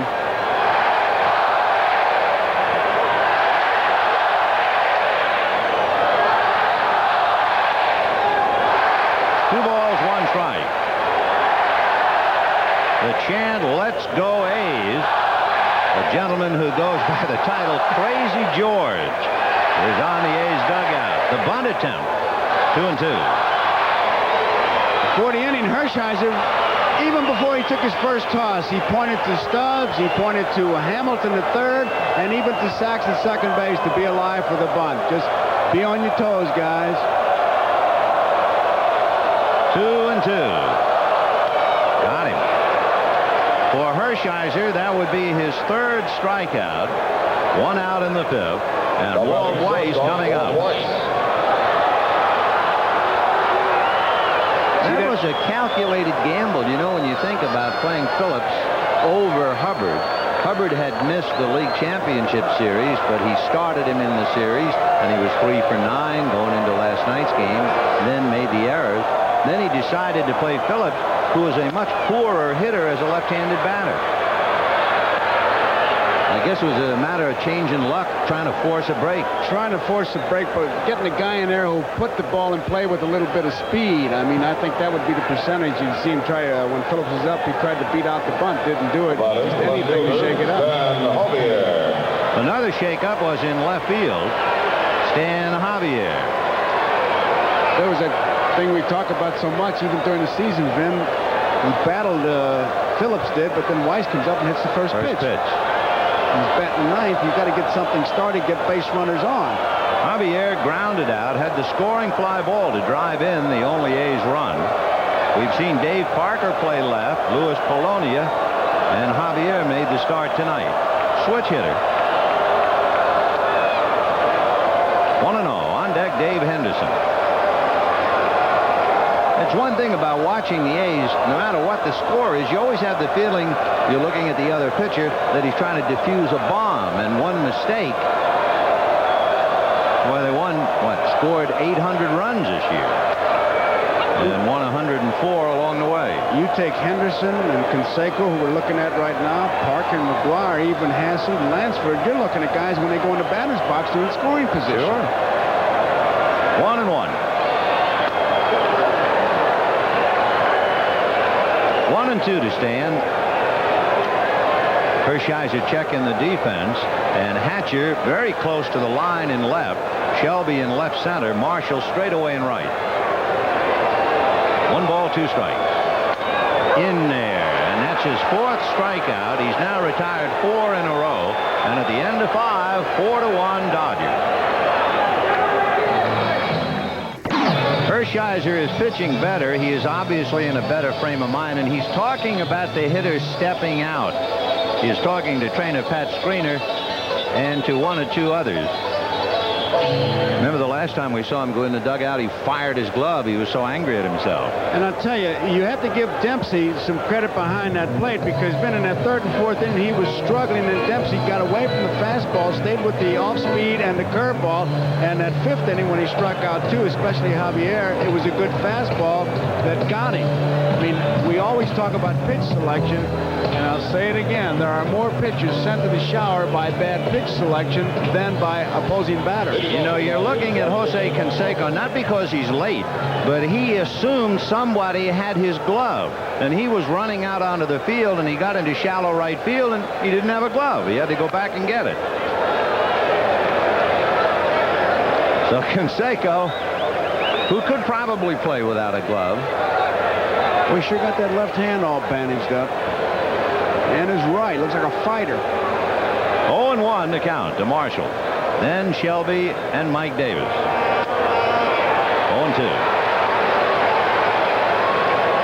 Aggressive is really not enough word for the way he swings. No. I mean, his bat is moving from the time it gets to the ballpark. But it's one thing to be 5'8" and 160 and be aggressive, but when you're strong like he is, you can cause a lot of havoc. Tonight, grounded to third, struck out 0 for 2. Facing Gene Nelson. Nelson's in the books. He was the first pitcher to steal a base since the designated hitter was introduced in '74, and he even pinch hit 3 years ago. Fouled away. That was in a give-up game against Cleveland. And he hit for Greg Walker. How'd he make out? He hit into a double play. It's a no ball, 2-strike count, and Nelson has been trying to waste the pitch, and Marshall won't let him. He's dangerous with this count. And I think he cracked his bat. Little fly ball to Canseco. 1 down. That sounded like a celery stalk. And the batter will be John Shelby. The bottom of this inning, they should really shake the ballpark, because in the 6th inning, the A's will have Dave Henderson, Jose Canseco, and Dave Parker. Strike to Shelby, who has struck out twice. Lansford on the edge of the grass at third. Strike 2. You know, back in the 5th inning, if Lansford didn't make that play on Hamilton, remember the Dodgers had 2 more hits, so he saved not only an extra base hit, but a run. And Shelby, for the 3rd time tonight, strikes out. And for the 7th time in the series. 2 down in the 6th. That was a good sinker. It was out in the strike zone, but you could really see how alive that ball was. Strikeout number 1 for Gene Nelson. Now, here's the man. Mike Davis walked in the 2nd inning. And then hit the 3-0 pitch for the 2-run home run in the 4th. Off speed and low.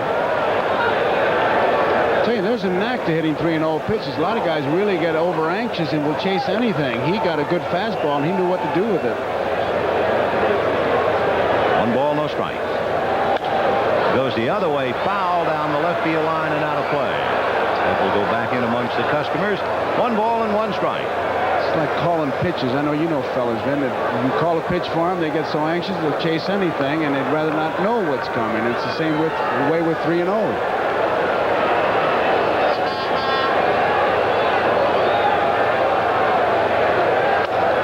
Just missed the outside corner with the fastball. Ball 2. 2-1 to Mike Davis. On deck, Rick Dempsey.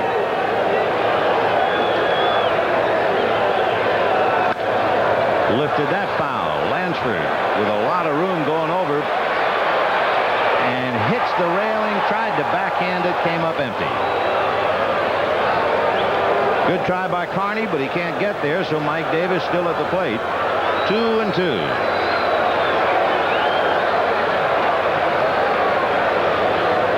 I think that's the commissioner's box. It is. Just what he needed, a baseball. He was. 2-2. Well, he walked in the 2nd inning, hit a 3-0 pitch in the 4th for a home run, and now goes 3-2 here in the 6th.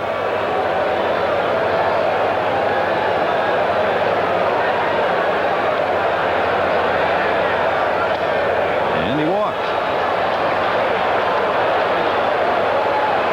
So a 2-out pass to Davis. Dempsey, the batter, has hit into a double play and struck out.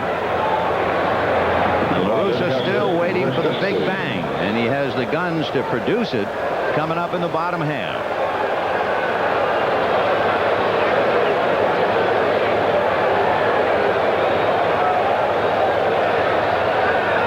Time. We've had a lot of that tonight. A lot of it. Storm Davis, Greg Cadaret, and Gene Nelson, and Orel Hershiser for the Dodgers.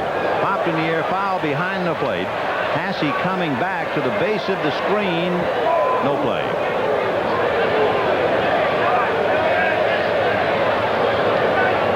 You know, watching Jerry Crawford, the umpire, walk back before it gets too late, we've not had one rhubarb. No, in fact, the closest to an argument was whether Sachs had been hit by the bunt last night when Doug Harvey came down the line from 3rd. And that just got to be a loud whisper. It really wasn't much of a discussion. No. The last couple of years, we've had some dandies in these World Series. 0-1.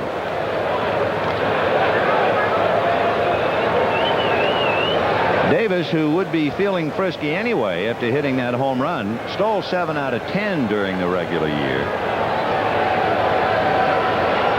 Jeff Hamilton on deck. 0-2.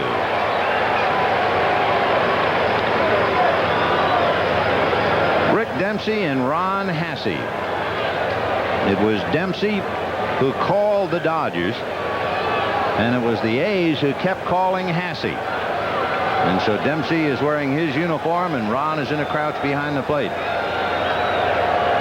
The A's, they say, called Ron Hasse 4 times a day for over a week. And Rick Dempsey sat in Fred Clare's office a couple hours until Fred had time to see him.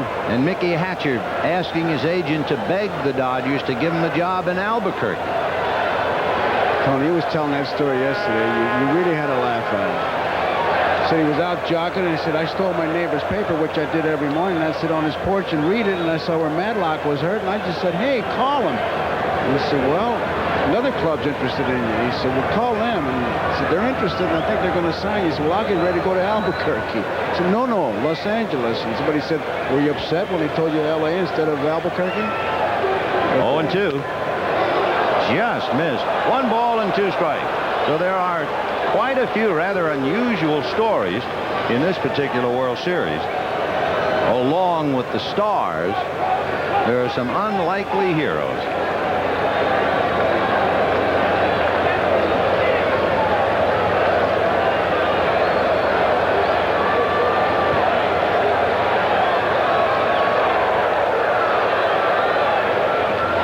We're in the 6th. Dodgers 4, A's 1. 2 out. Dave Parker will be hitting 3rd in the bottom half of the inning.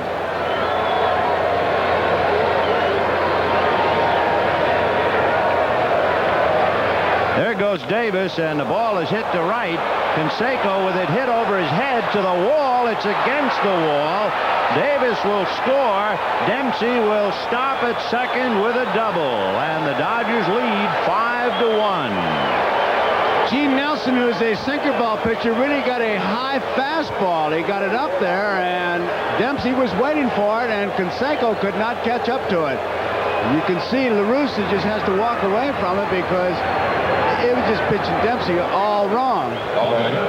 See Davis breaking. Canseco going back, doesn't even come close, and Davis with 2 outs scores easily. So Jeff Hamilton will come up with Dempsey at second. A run over in the 6th inning. And the Dodgers leading 5-1. Fouled away, and he was so far out in front of that, that really was a cue ball shot. Hamilton could be 2 for 2, but he's 0 for 2. LaRussa could be upset about a couple of things. 2 outs. You've got Davis up there. He draws the base on balls, and then you give Dempsey the 1 ball he can hit.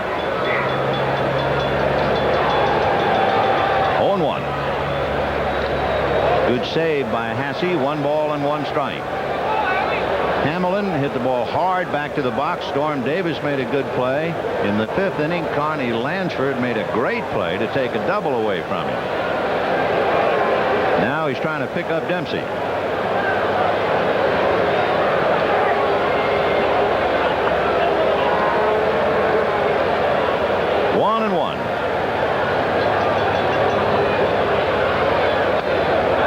Missed off speed, ball 2. 2-1.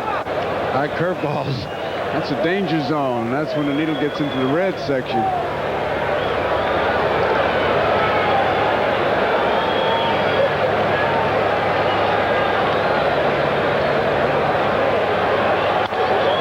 Popped it up on the left side and foul ground. There's Carney Lansford. And that will be it, but the Dodgers take a run on a hit and leave a man at the end of 5 1/2. 5-1 Dodgers. Here's the pitch Dempsey gets. Nice high fastball. Now watch when he runs. He thinks, well, it's in front of me. If it goes over his head, I think I got a double. A little more speed. Somebody might be thinking triple. But watch Dempsey now. He knows he's got himself a cinch double. He'll pick up the coach at third base and he says, no, I better stay here. Let's not get too frisky. So Rick Dempsey carrying the load tonight with the injured Socia.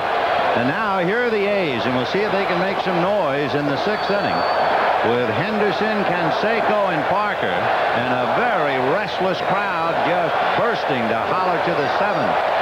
1-1. Sometimes I think you pitch to a hitter from memory. Mike Davis was a big home run hitter here at Oakland. You know, tonight he hit a 2-run home run and walked twice. The home run came on a 3-0 pitch.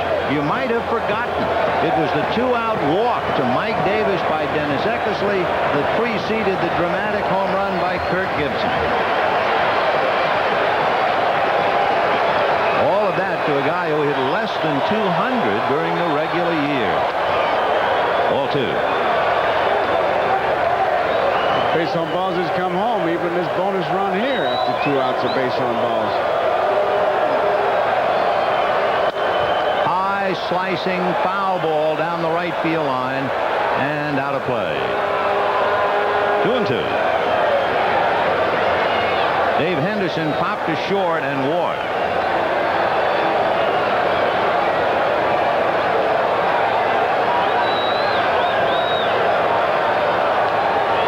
Remember the last at-bat, the first pitch really drove Henderson off the plate, almost hit him. Well, you have to be quick to hold that bat the way he does. That's 4, now 5 strikeouts for Orel Hershiser. He has struck out 3 of the last 4 men he has faced. And that was a good curveball once again. Henderson, a fastball hitter, he just didn't get a good one to hit. Here it comes. Good curveball. Look at the rotation, the spin on it. In a good spot, and Henderson just can't come close to it. When Hershiser shut out Oakland 6-0 in the first meeting, he struck out 8. And he had 5 in the first 4 innings. Now he has 5 with 1 out in the 6th inning. And there are those who can just sit and think. There's a drive to right. Marshall coming up to handle it. Toughest play for an outfielder. Ball hit right at him. So he froze and then finally moved in. It was the swing by Canseco that really confused him because Hershiser came sidearm with a fastball. Remember, he struck him out with a curveball in the first inning. Sidearm and took his power away, and Canseco kind of hit that off the end of the bat. And when you take that big swing like that, it is confusing, and Canseco can't figure it out. Oh, he's talking to himself. And he had a big swing, hit it right off the end of the bat with the sidearm fastball, so Hershiser sidearmed him twice. Crowd is still looking for somebody to light a torch, and here's Dave Parker, lined out and grounded out. Ball 1.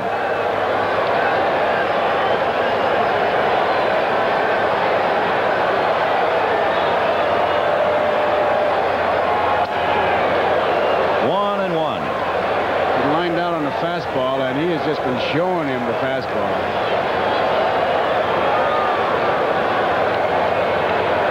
Hershiser has had 1 troublesome inning. It was the 3rd. You notice another thing, he's not walking around as much, Vin. He's just standing on the mound getting the ball. Change 1 and 2. He was definitely not the pitcher we saw in game 2 at the start of this game. Whether he was not in sync, whether it was nerves, the pressure of the game. Now he's basically looks like himself, as if he's standing at attention to an anthem that no one else can hear. Little dribble, a charging Alfredo gets a pretty good hop and throws out Parker. 7 in a row retired by Hershiser. We'll be back after these messages from your local station. The 1988 World Series is brought to you by the Heartbeat of America, today's Chevrolet, and by AT&T, the right choice. We're going to the 7th inning with the Dodgers 5 and the Athletics 1.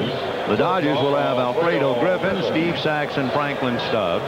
In the A's bullpen, Rick Honeycutt and right-hander Eric Plunk. Carney Lansford has already moved in tight at third base. McGuire's back a little bit. When Griffin bunted, he tried to drag it past the pitcher. Full swing and a high foul. Off third, down the line, into the bullpen, and drops and bounces up into the seats. I'll tell you, the ball really stays in play here. In fact, that one that went in and Lansford hit the railing, those are auxiliary seats, so he would have made that play. A lot of foul balls have been caught.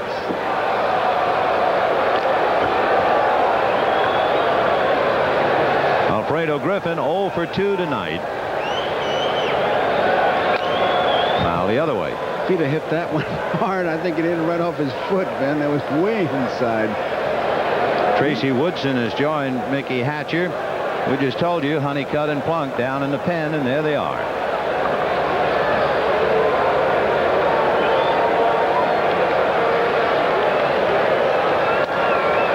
Breaking ball missed up. Lasorda, a cheerleader to the end.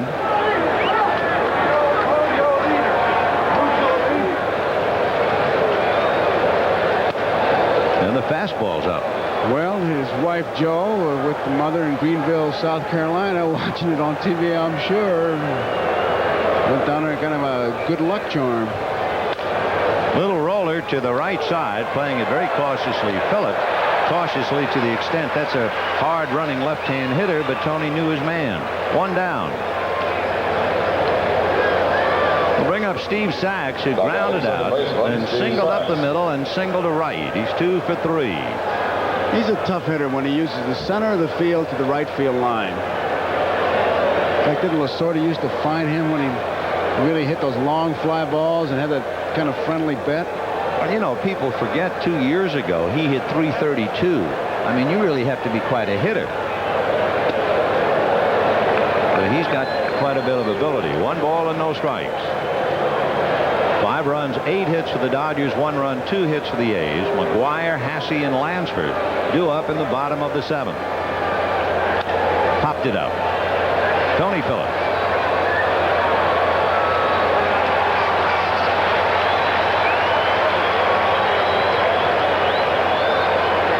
Franklin Stubbs will be the batter. First baseman Franklin Stubbs. He's been a surprise. He's hit the ball hard, single to right in the first inning. He was aboard when Hatcher then followed with a home run. And then he really hit a shot off Greg Cataray, who got away cheaply enough, just giving up the base hit. So Stubbs 2 for 3. And he has done a real good job on defense. Remember we were talking about Dave Henderson, how he holds his bat, the end of it off his hip. That's the way Stubbs used to hit, left-handed. And now watch what they have him do. Put the bat on his shoulder, but he's still, what they want him to do is to start the swing with the bat on the shoulder. Hard to break. Yeah, it is, isn't it? Hard to break an old habit. It really is.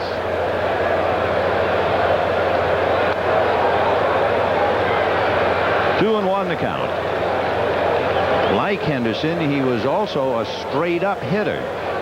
And they've had him bend his knees and at the waist. There's the bat on the shoulder. Ground ball to the hole. Over to get it, McGuire. A foot race won by Nelson. So Gene sets him down in order. At the end of 6 1/2, 5-1 Dodgers. Throughout the World Series, Citicorp has brought you Keys to Success, a feature that has discussed some of the qualities that brought the Dodgers in athletics to the World Series. Here's tonight's segment. All right, Ben, and the keys to success are brought to you by Citicorp. Well, as the wise man once said, the key to almost everything is timing. Mickey Hatcher and Mike Davis. 3 home runs between them all year, then 3 this week. 1 more in the series than the A's' Canseco and McGuire, who had combined for 78. Defying all logic, the Dodgers not only survive injuries, they prosper through them. Exit a hobbling Mike Scioscia, enter Rick Dempsey to smack an RBI double. Apparently for the Dodgers, the trick is to laugh at most of the usual keys to success and just keep chasing the dream. Lansford. McGuire glide to center and struck out. 0 for 2. Struck him out on breaking balls. Starts him. And a little wrinkle, misses. Ball 1. Hershiser allowing 1 run, 2 hits. Fastball hit in the air and down the right field line. In the corner goes Marshall, running to the wall and makes the play. Ben, I think one of the big things is watching Hershiser just stand on the mound rather than pacing around like he did in the early stages. I tell you, he does a lot of things the way he figures them out now. Here's something he's doing, pours it down his neck. Now watch what he does. Wakes himself up, early wake-up call. You know, there are a couple of things that pitchers do. You have to learn their habits. It has nothing to do with throwing a baseball. It tells you they're tired. Walking around is one. Checking the defense when they don't normally do it. Grabbing a rosin bag. Shaking off signs. Asking for new balls. And if you don't know those habits, he doesn't give you the message. But Hershiser, look at him standing there now and getting ready to fire him. And working on Hasse, a strike, 0-1. I tell you, it's cool here tonight. If McGuire had hit that ball on a warm summer's day, that thing would have gone out. Ground foul. And in watching Mike Marshall run parallel to the right field wall to handle it, remember the ball that McGuire hit in the All-Star game? In the same area in the right field corner, just missed hitting it out. Same story here. That's what he's saying to Steinbach. He said, you know, I hit that ball pretty good. I thought it was gone, and I see him running over, and it'll make you talk to yourself. 0-2 to Ron Hasse. And he's badly fooled on an off-speed pitch, and that gives Hershiser a half a dozen strikeouts. And whatever it was in the early going, when he appeared to be struggling and fighting himself, and a strike to Carney Lansford. Good fastball to a fastball hitter. He's got confidence in that pitch now where he didn't have it early. He didn't have that good fastball, and Dempsey and Hershiser went hunting and found it. Changed up on him, 2-0. Lansford singled and scored the only Athletics run. Flied to center in the fourth. Made an exceptionally fine play on the ball hit by Hamilton in the fifth inning.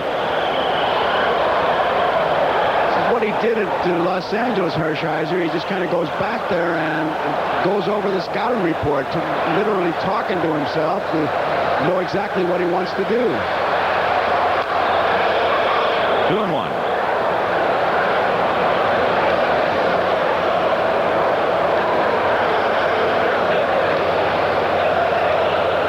LaRussa, and he knows it, running out of time with 2 out in the 7th.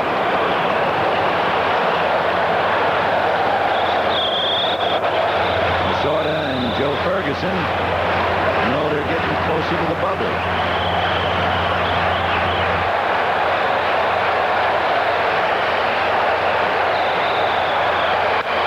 Lifted that one, a fly ball to center. I think Carney would like to have taken that swing back. So they're gone in the 7th at the end of 7. Dodgers 5, A's 1. To Mickey Hatcher, 1 ball and no strikes. Hatcher had a very big hit in the first inning, not just a home run, but it seemed to really lift the Dodgers and got them off. And of course, the one thing I'm sure that Tony La Russa wanted to do, down 3-1, was to beat the Dodgers to the scoreboard. And Hatcher's home run, boy, that lit him up. And he hits a one-hopper at Phillips, and Tony makes the play. If ever there was a man in the stands, and all of us can relate to it, a father who could say, "That's my boy," it would be that gentleman who is gesturing to his friends, 6 outs to go. There's his son.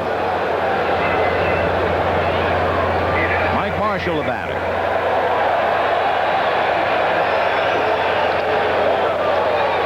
He's up there. And I tell you, I just marvel. When I watch him hit, I watch his feet. Now, that first swing, he lifted his leg up much like the Sadahara O of the Japanese baseball. Now, see if he does it again. Not quite as much, but he just goes to whacking, man. Pops it up in a trio. Any one of the 3, it'll be Henderson. So quickly, 2 out in the 8th inning. When the A's come up in the bottom of the 8th, they are due to send up Tony Phillips, Walt Weiss, Julian Javier. Center fielder, John Selby. There's that kick of his.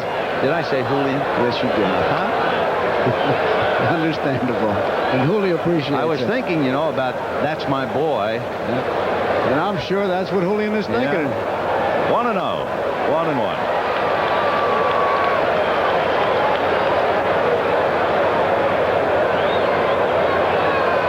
Shelby 0 for 3 on strikeouts. 1-2. You'd never know that he had all those strikeouts. His expression really never changes. Never. Home run, strikeout, it stays the same. Talk about that word inscrutable. It really should be applied to John.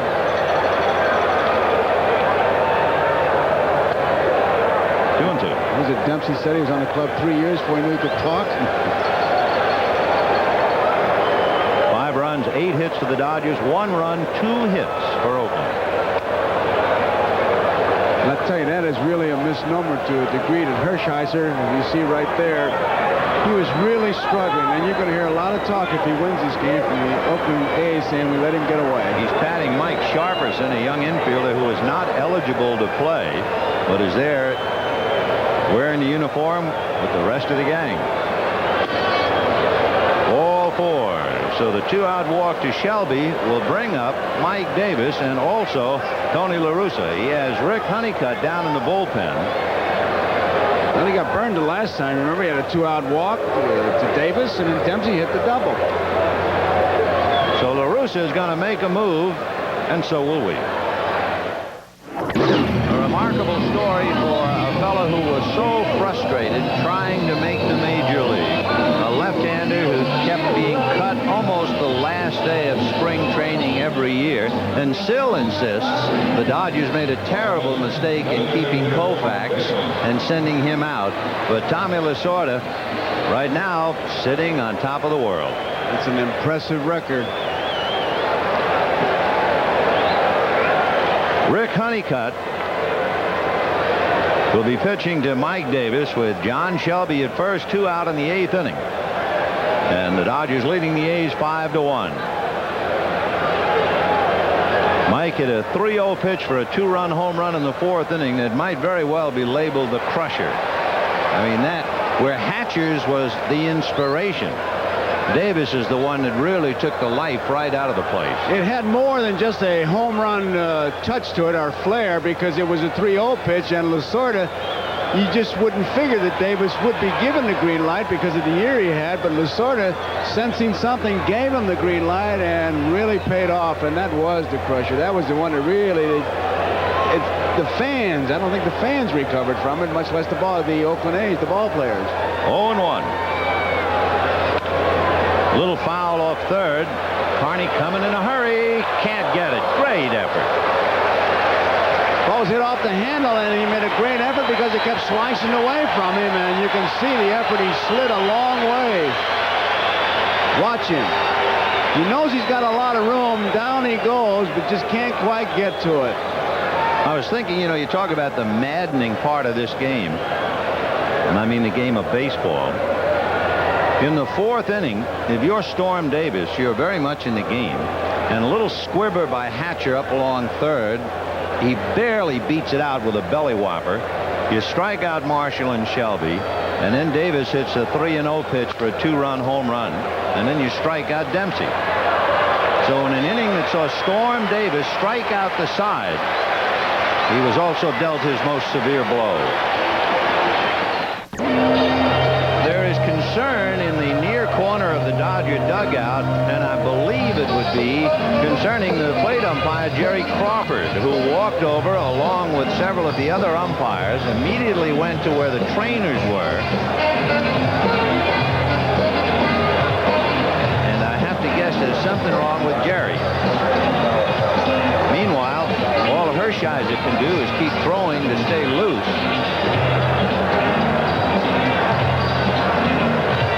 Harvey and Crawford walked over there. I don't know if it's equipment. Cousins over there now. Yeah, I wouldn't think there would be such an anxious knot of players for just equipment. I don't know. I can't see.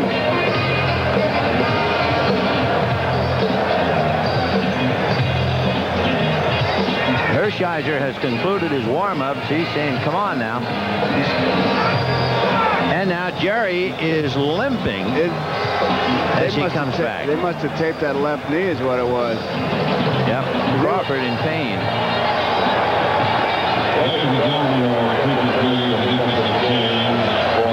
Meanwhile, Jose Gonzalez is now in left field replacing Mickey Hatcher.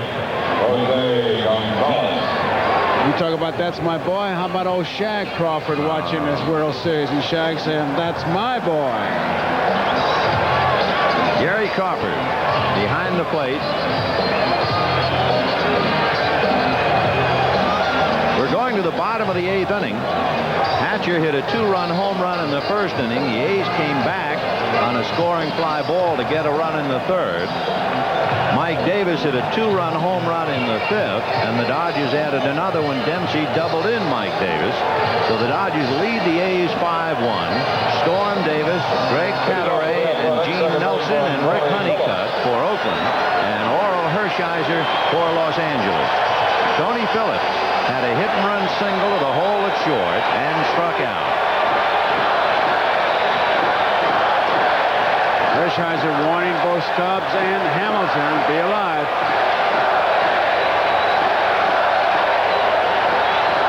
Crowd trying to will its ball club to get a move on. Let's go A's. 4-1.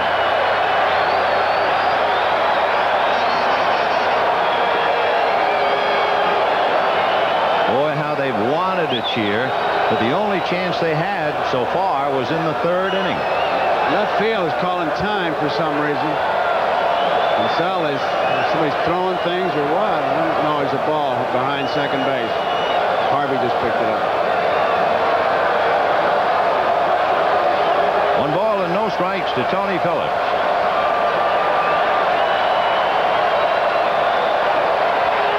In there. 49,317 here at the Oakland Coliseum. 1 ball, 1 strike. In there, 1-2. I'll tell you, I think Dempsey's done an outstanding job tonight because as we look at Mike Davis, no doubt that Hershiser was struggling, stayed with him, kept looking for the fastball, got it, had the curveball most of the night, and they're really mixing him up. Breaking ball fouled away. Hershiser starts this 8th inning, having retired 10 in a row. The last man to get aboard was Hasse with a 2-out walk in the 4th inning. The only 2 hits he allowed was when he looked out of sync, and they were back-to-back hits in the 3rd inning.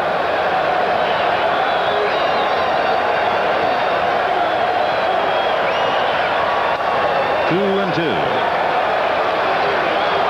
There have really been 2 pieces of strategy, Vin, I think, in this game. That 3-0 pitch by Mike Davis and then that hit-run play with Phillips. Right. So it's really been station, back to basics. 2 balls and 2 strikes. And he goes 3-2 to the leadoff man, Phillips. He has walked 2 tonight. Henderson back in the 3rd inning, and Hasse in the 4th. The A's looking for a break, trying to get something started.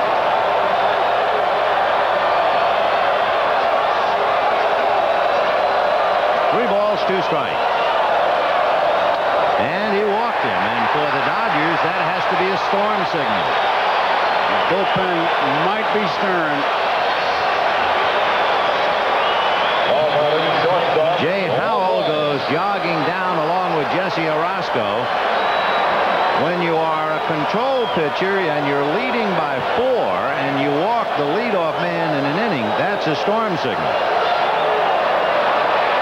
The Dodgers and Lasorda have scored 5 runs, either on a walk or a hit batter. Runner going and a ground ball to Stubbs for the out. Caught me by surprise, 5-1, and playing hit and run. I don't know. So Weiss, a roller to Stubbs. Phillips advances to second, and Stan Javier coming up. So Jay Howell, who had that big head-to-head confrontation last night, going back to work with Alejandro Pena. Javier grounded out hard, had a scoring fly ball, and struck out. Bouncer up the middle. Scoring is Phillips to make it 5-2 Dodgers, and this crowd can make a little noise now, as the A's are a long way from being out of it. That play paid off for La Russa by starting the runner. Phillips gets the second, scores on the ground ball. And now you go swimming into deep water with Henderson, Canseco, and Parker, and Ron Peronowski is going out to the mound to talk to Hershiser. As we said, that walk to Phillips in the 8th inning was an indication that something was wrong, and Howell and Pena continue to heat up.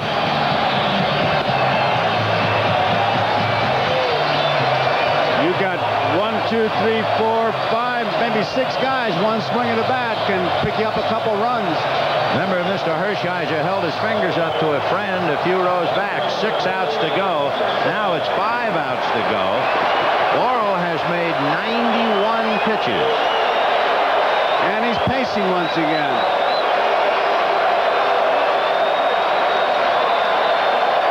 Dave Henderson, the batter, popped to short, walked and struck out. Ball 1, and now the crowd has a glimmer of hope. I would think this would be Hershiser's man to get, or it'll be a move made. And he's high and inside, and he's behind 2-0. And now the Dodgers, who have been sitting back, get restless, and the Oakland A's flex up.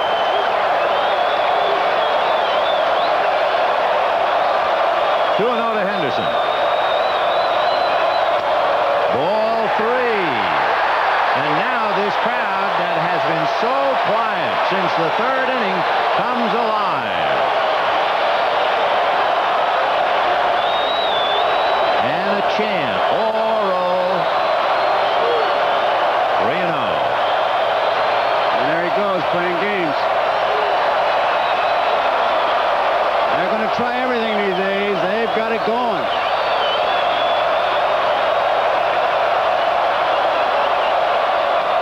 And he walked him.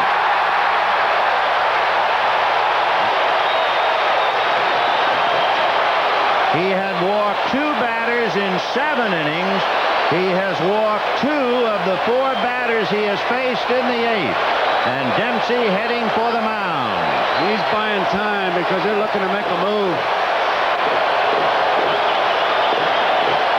Jose Canseco, and how many times have we said it in this series, is the tying run. They want to know if they're ready on the bullpen, and they're not getting any answer because they're taking the hat off, and they're going to send. They want to see what's happening here. I think we sort of said let him go just then. So apparently it'll be Hershiser going head-to-head with Jose Canseco. 2 on, 1 out in the 8th, 5-2 Dodgers. Foul ball, hard, down into the pen. Looks like Lasorda's saying he got me this far, I'm going to stay with him.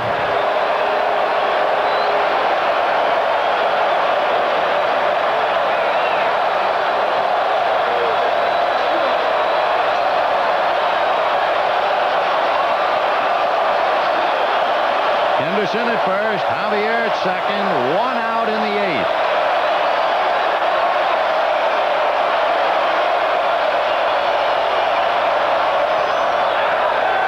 So he was inside, now outside. 1 ball, 1 strike.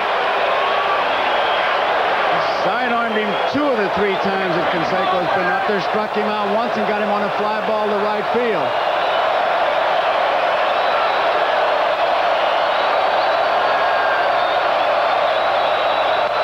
Hit down the line, foul into the Dodger bullpen. We have seen several times Tony La Russa pacing in the Oakland dugout as you look at Parker on deck. Just above the lineup card in the Oakland dugout is a word. It is directly above the lineup card. And it's a word that the American League is very familiar with. It is a word the Dodgers worried about ever since the series started.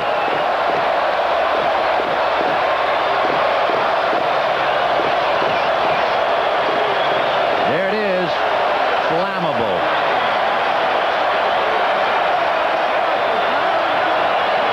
You betcha. 1-2 the count to Canseco. You know what? This is the way it should be. Exactly. I wonder if he'll try to side on him. Good curveball. He really fought off a tough pitch there. Canseco. So the 2 big stars locked with the ball game on the line. Canseco at the plate, Hershiser on the mound. 1 out. He placed that in a great spot.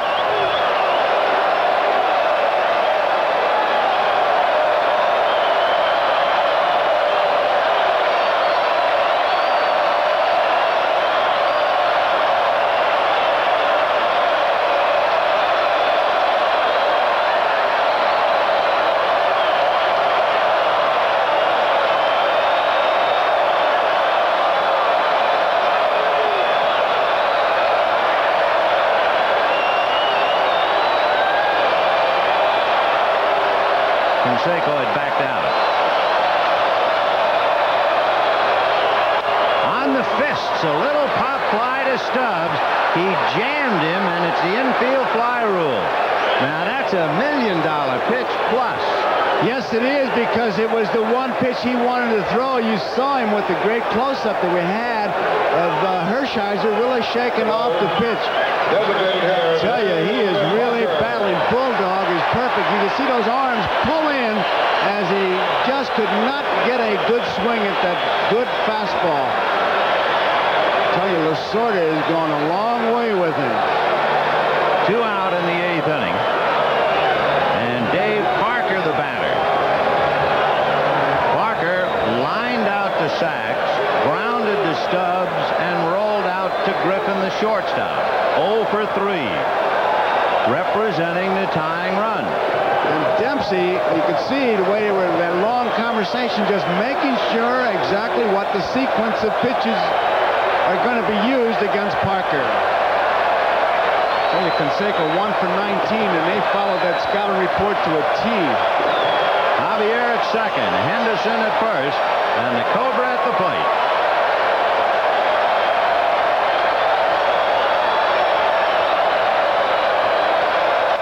And it got away at the plate, and the runners move up. It must have hit Dempsey's shin guard to bounce like that. Might have hit Jerry Crawford. I think it hit Crawford, the umpire. Let's see, because it's inside and looks like it hit Crawford's leg. He doesn't. It did. It hit him right on the shoe. Dempsey did not get a glove on it, and Jerry, who was limping before, watch it.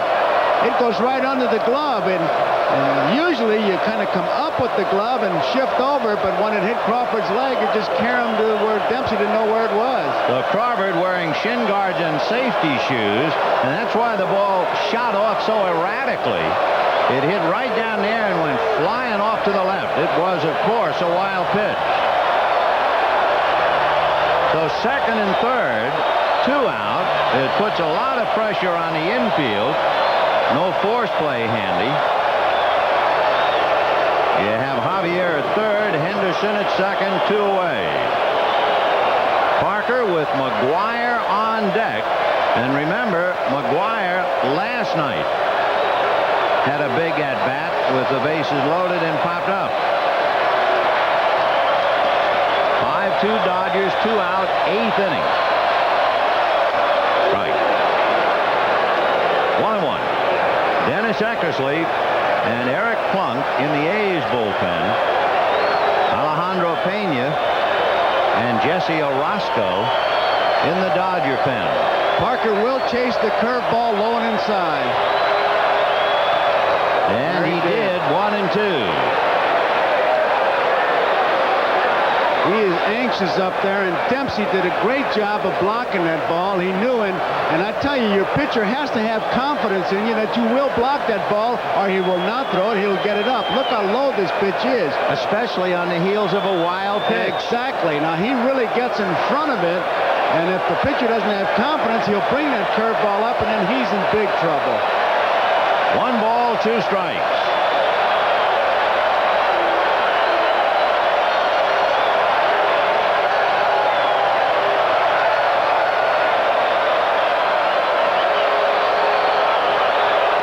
Got him on that low breaking ball. 1 run, 1 hit, 2 left, and at the end of 8, 5-2 Dodgers.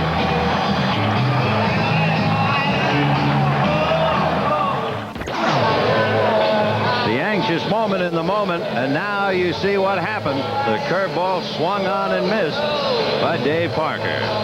I tell you, Vin, he went a long way with Hershiser. I tell you, he stuck with him. It was interesting. He had Howell and Pena throwing, and all of a sudden, as we see Mr. Hershiser saying 3 outs to go, we could read Tommy's lips when he said, "Let him go." And that's when we knew that Hershiser was going to stay in. When he walked Henderson, I thought that was big, big trouble. And tribute to Hershiser and to Lasorda. He just reminded everybody, 3 more outs. We referred referred to Mickey Hatcher as a loose cannon. I guess really Jose Canseco would be the quiet cannon in right field. How many times he has had the chance, and of course did deliver the slam. Eric Plunk working on Rick Dempsey. Ball one. It's only hit in the series. Canseco with a runner at first hit into a force play, and then of course popped up in the 8th, flied out in the 6th. Fly ball right center. Canseco and Henderson. It'll be Jose. Boy, when you have been in the spotlight as he has been in all year, and deservedly so, and then to be completely shut down except for that one early swing, that's a heavy load to carry. And that really is. And I wonder if he wasn't thinking about anything but the game that time he was running out to his position without his glove. I'll tell you, that 1 for 19, of course it wasn't at that time 1 for 19. That'll make you think about a lot of things. Jeff Hamilton 0 for 3. Big breaking ball on the corner for a strike. And Tony La Russa looking at his card. He has McGuire, Hasse, and Lansford in the bottom of the 9th.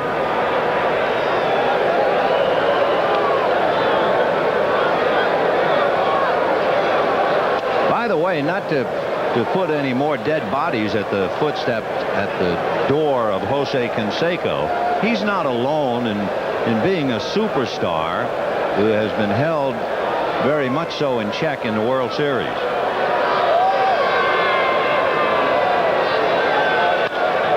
Popped up, foul, McGuire down the line. It's his call. In 1981, in the World Series between the Yankees and the Dodgers, Dave Winfield had 1 hit in 22 at-bats. La Russa now with Alfredo Griffin, the batter. And he's going to make a move. In 1983, in the World Series, Mike Schmidt had 1 hit in 20 at-bats. It is more than just a substitution. It's a sign of sensitivity and thoughtfulness. Tony La Russa had 1 man who had not appeared in the World Series, Todd Burns. He got him in there. That's a lovely thing to do. I think it's a real touch of class on La Russa's part. The only other one I can think of was Sparky Anderson. He was losing, and Pat Corrales had not been in the game. Real touch of class. Strike 2. 0-2 the count.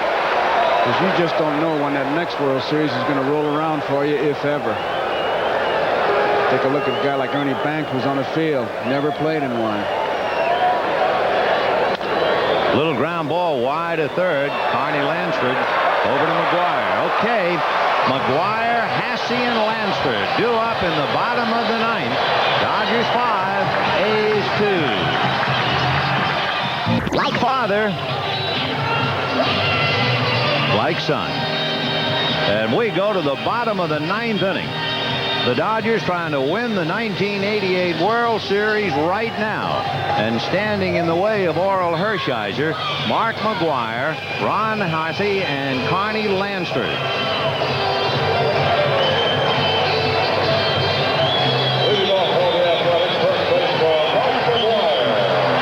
Mark McGuire flied to center, struck out, fly deep to right.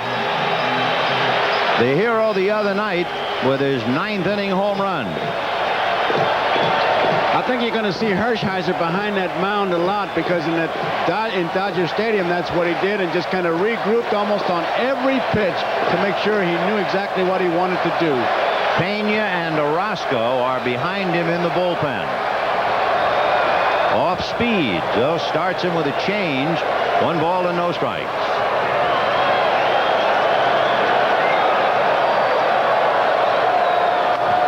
Fastball, 1-1.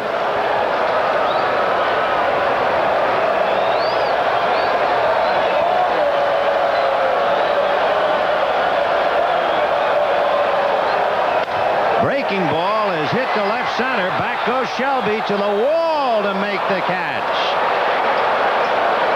You're going to look at McGuire's average and say he didn't hit much in this series, but he's hit some balls hard here and didn't get any base hits. He hit one to center last night that died at the last minute. He hit that long fly ball to right that looked like it had a chance to go out. Now he hits one that dies, and I really have to believe it's because it's getting so much cooler. One down in the ninth.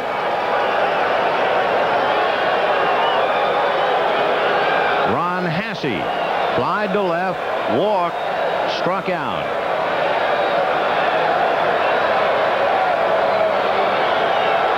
Carney Lansford on deck.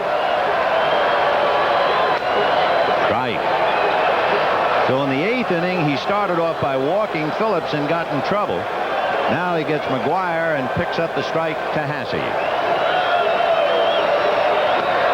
And the breaking ball. Dead low ball pull hitter, and he throws a fastball outside, not a breaking ball. Talking about that breaking ball, Dave Parker, I think, will be thinking about that all winter. Yes, he will.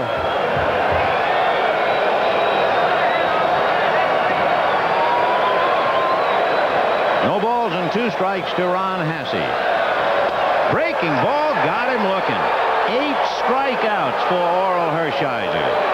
And it really began in the 5th inning when he really settled in. 1 out to go for him, his teammates, and his family in the stand. And standing in the way, Carney Lansford. He's made 108 pitches up until right now. Lansford single, scored a run, and twice flied to center. His single went to center. Ground ball to the hole, backhanded by Griffin. Off-balance throw is too late. And the A's are still alive. Griffin ended up right on the foul line. He really made a fine play. Was not satisfied just to come up with it. Tried to get his man in first base, but it was almost an impossible throw for him, and he did make it close. By a whisker. And so Tony Phillips, as he was walking up to home plate, kept looking back at the Oakland dugout. And now he has reached home plate, so he knows he's up there to bat. Tony Phillips. Tony Phillips had an infield single to the hole, struck out and walked. Hershiser trying to help out young Jeff Hamilton as he gestured for the moment. He gave everybody instructions. Stubbs, the sacks, watch the bunt.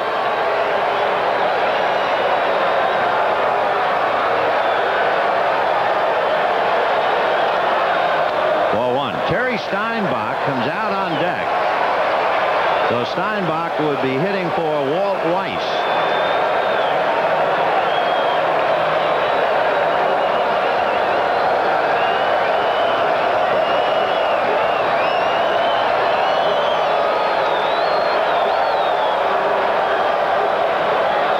There goes the runner. They're not paying attention to him. Ball 2. He's got to make sure that Steinbach doesn't get up there. 5-2. He'd be the tying run. So he's going to go off the full windup and bear down on Phillips. Phillips single, struck out, walked, set up 1 run, scored 1. And going to third on ball 3. So Lansford getting a free ride.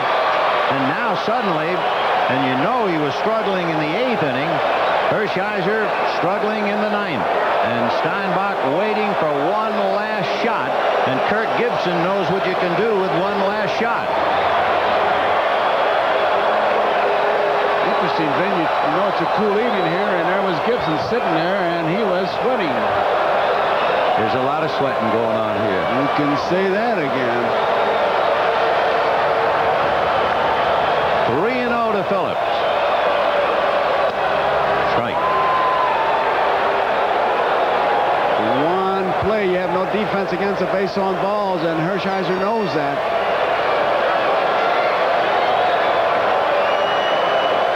Three and one.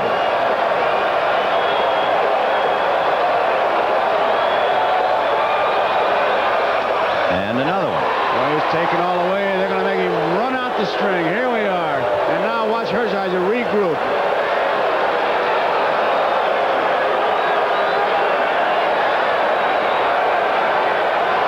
Three and two to Tony Phillips.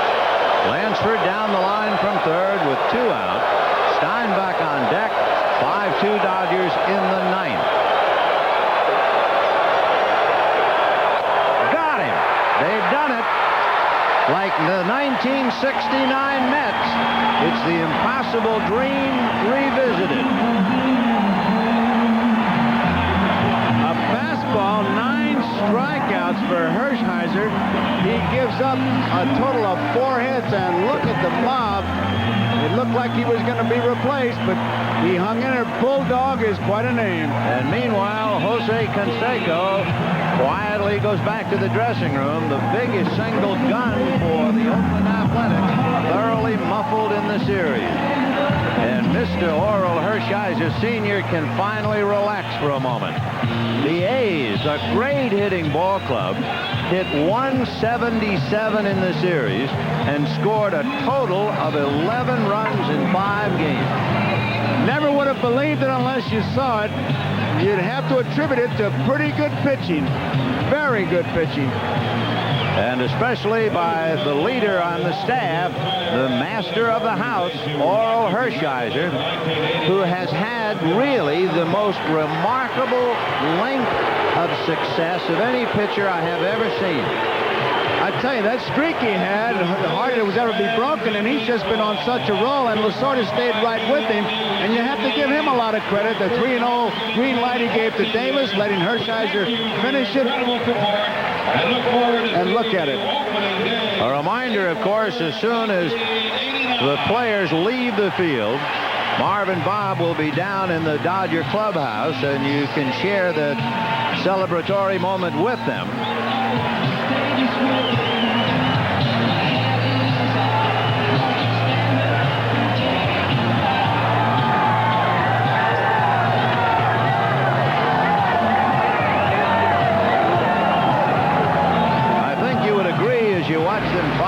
The runway that tonight's NBC Miller Lite Player of the Game would have to be Oral Hershiser. Miller Lite happy to present a check for $1,000 in the name of Oral Hershiser to the National Multiple Sclerosis Society. Boy, anytime you can hold the Oakland Athletics to 2 runs and strike out 9, limit them to only 4 hits, you are indeed the player of the game.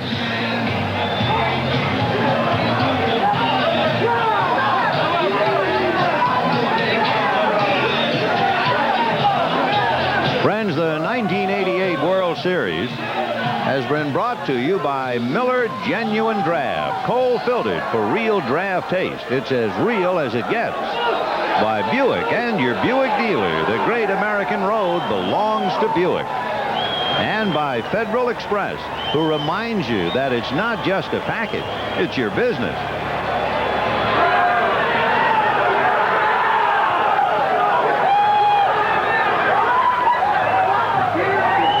We'll be back with interviews from the victorious dressing room after this. This 1988 World Series postgame show is brought to you by the heartbeat of America, today's Chevrolet. And let's go to Bob Costas. All right, Vin, thanks very much. Oral Hershiser has been named the most valuable player. We'll have the presentation of the Chevrolet Trophy in just a moment. But first of all, I guess, besides the congratulations, we might say that it's a remarkable thing that when a pitcher gives up 4 hits and strikes out 9, they're talking about him struggling and not having his best stuff. Well, I did struggle out there. I think at times I got a little pumped up and threw the ball high and away. I threw a lot of change-ups and off-speed pitches once we got the big lead. And that kind of threw me out of sync. I was throwing a lot of change-ups and off-speed pitches, and then when I went back to the hard stuff and got in trouble, the fastball would ride high and away because it's a different energy level. And I struggled, but only gave up 2 runs, fortunately. What thoughts were going through your mind? We saw you, your head back between innings, your eyes closed, almost meditating. Well, I was just sitting there. I was really singing hymns, and I was just kind of relaxing and singing hymns to myself to keep my adrenaline down, because every time I thought about the game and us ahead in the World Series, I got too excited to pitch, and I just wanted to sit back and take some deep breaths, and I just started singing to myself. Were you surprised Lasorda stuck with you through the tough 8th inning? Well, I looked in the dugout and kind of gave him a high sign like I'm all right, because I knew one more visit. They couldn't come out and talk to me. And I said, I'm okay. And I just gave him the glove down that I'm okay. And he stuck with me. And I got Jose to pop out and then struck out Parker. And I know I had our bench awfully nervous. Are you conscious of your mom and dad, your wife, people that are close to you in the stands? Do you make eye contact? I make eye contact with my wife a whole lot during the game, just when I walk in and off the field. And my parents are right next to them, so I knew they were there, but I really think I'm just looking for my wife. In Dodger Stadium, it's a lot easier because I hit, and when I come in the on-deck circle, that's when I give my high sign and talk to her kind of even through sign language. But here, when you don't hit, it's kind of tough. How can you be so composed after a season like this and a playoff and World Series performance like this that really has, I think it's fair to say, etched you a spot eternally in baseball lore? How can you be so composed? Well, I just feel like the Lord has just blessed me with composure, and he's kept me calm through the whole thing. And I know this isn't a religious show, but I just thank God for everything that's happened this year for our ball club, the way we stuck through, for the injuries that we've come through. And Fred Clare just put an outstanding ball club on the field. And the reason he did that is just because he went in the free agent market. He didn't go talent for talent with trades. He got us some big players, some guys to give us some depth. And you got to give a lot of credit to that man also. Somebody once said of Sandy Koufax after a moment like this, when they couldn't find him in the clubhouse for a few minutes, they asked, where is he? And a teammate said, he's been called up to a higher league. That has to be the next step for you. You're too good for these guys. No, I feel like I'm climbing a mountain every time out there, Bob. I mean, it is really hard to pitch in the big leagues. Believe me, it's a war out there. And those Oakland A's, you got to give them a lot of credit. They're an outstanding ball club, but I think they just ran into us when we were pitching very, very hot, and we were getting a lot of key hits. I mean, you can't expect a whole lot of runs out of lineup we put out there, but these guys really had a lot of character and a lot of heart, and we wanted to win. Oral, congratulations again. We'll ask you to come back in a couple of minutes to accept the trophy. Oh, thanks, Bob. We'll take a break and talk with Tommy Lasorda when we return to a wild Dodger clubhouse as the postgame show continues in just a moment. Welcome back to the Oakland Coliseum. Marv Albert in the office of Oakland A's manager Tony La Russa. Tony, how disappointing is this for you? Very. You know, we feel like we let a lot of people down. We wanted it real bad. I congratulate Tom, his coaches, players, their whole organization. They did what they had to do. They beat us. Very disappointed. But I'll tell you, Marv, so that I hope everybody hears this. I hope it gets back to our players. I'm very proud of our players. We got beat. We tried. We took our shot. We had a great year. It just didn't work at the end. How do you explain Jose Canseco, 1 for 19, Mark McGwire, 1 for 17? That's the story of the World Series. Well, I think there's one big explanation. Dodger pitching shut us down. It's been the same story for years, for 100 years in baseball. If you make quality pitches, and I don't care how good a hitter you are, you're not going to make good enough contact. So I credit their pitching, but like I say, we're disappointed, but I'm very proud of what this club accomplished, and sometime later we'll have a very positive feeling. All right, looking back, are there any moves that you would do differently? No. I can't. Probably the only thing that I would have done differently was the only game we won. You know, at one time that I didn't bunt Weiss because I thought they were playing bunt defense. I look at it, Stubbs was staying by the bag. We could have bunted, but we ended up winning that game. Other than that, you know, we were trying to push. You saw today we only got 2 guys on base, and we had run both times. We were trying to push, but against Hershiser, we never got anybody on. You feel the A's were pressing? I think they're towards the end. You know, I mean, early on I thought we were ready. But then when you start piling up at-bats and outs and there's not success, I mean, you start to try to force it, and that's a very tough way to play. All right, Tony, thanks for coming. Dejected Oakland A's manager Tony La Russa. Different atmosphere, as you might expect, in the Dodger clubhouse. Let's get back to Bob Costas. All right, Marv, a gracious Tony La Russa, one of baseball's best managers. There's every chance he'll be back. But the moment now belongs to Tommy Lasorda. And before we talk with him and with his general manager, Fred Clare, let's turn to Commissioner Peter Ueberroth, who has the presentation of the championship trophy, which belongs to the Los Angeles Dodgers. Well, baseball's a world sport, but the Dodgers are in the center of the world tonight, and they've done it, by just playing good old fight, and they've fooled a lot of people, but it's a compliment to the organization, to these 3 gentlemen here. So without further ado, I must say the President of the United States has invited the entire team to the White House. He would like you there on Wednesday, and I hope you'll accept his invitation. We'll dispense with the phone call tonight. And I'd like to, if I can, to Peter O'Malley, You deserve this, Fred Clare. Thank you, Commissioner.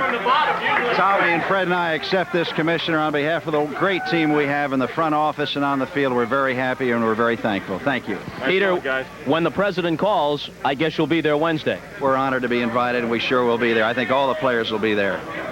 Fred Clare, so many of the players spontaneously have given credit to you in your first full year as general manager. What a dream come true. I give the credit to the players, to Tommy, to the staff, to every member of the Dodger organization, because in this room tonight, I feel the presence of all the people there who have helped us, our scouts, our minor league people, everyone who has contributed to the Dodgers, past and present. They're with us tonight. We accept this on their behalf. All right, Tommy, now to you. You don't need a question. Just make your statement. Well, I want to say, to reiterate what Peter and Fred said, you know, for 2 years we suffered a great deal. And now the Dodgers are back on top. We are the world champs of baseball. And I'll tell you something, it is a great, great ball club. They never quit believing in themselves. They have to be an influence on everybody in the world, because it shows you what someone can do when they really want something bad enough. Nobody believed that this team could finish first in the division. Nobody believed that we could beat the Mets. Nobody believed that we can beat the Athletics, who won 104 games. We did it. A great ball club. We want to thank the Oakland organization for the way they treated us here. They were outstanding, and the fans were great here. So we want to say to all of our fans, here is the championship that we always hoped that you would get back, and we're very, very proud of all our fans and everybody in the entire organization. And speaking of your opponents, Tom, American League President Dr. Bobby Brown here very graciously to extend his congratulations. I know he wants to move in for a handshake. Thank you, Doctor. Thank you very much. You know, it was a great series. You won your division, you beat the Mets, and you beat the Athletics, and you're the world's champions, and you deserved it. Played great. Thanks, Bobby. And I want to say to the Oakland baseball team and Tony La Russa, they gave us a good battle. They're great people, and we wish them luck in 1989. We'll be back to the Dodger clubhouse as the postgame celebration continues right after these messages. What are we supposed to be doing? I just made $50,000. We're back in the Dodger clubhouse. It's time for the presentation of the Chevrolet Most Valuable Player of the Series Award, representing Chevrolet, Otto LeBron Jr., sales manager for the Chevrolet Motor Division. And let me dip out of the way as you can take care of Mr. Hershiser. Laurel, congratulations and on a terrific season. We're very happy to present you with the Most Valuable Player Award. Super season. Now, in addition, we've got a passenger car truck that you can give to your favorite charity. All right. Well, I'd like to accept this award on behalf of my whole team. We got some guys on this team that play with a lot of heart. I think that Mickey Hatcher had an outstanding series. Steve Sachs, the bullpen came through and had a great series. And I received the award, yes, but I received it on behalf of my team. And as far as the car and going to a charity, the van, and I'll take that award. I will take it and I will donate. I was named the Cystic Fibrosis chairman this year of the LA Dodgers 65 Roses Club, and I'd like to donate it to that charity. Great. Thank you. I'll get it for you. Thank you very much. Thank you, Oral.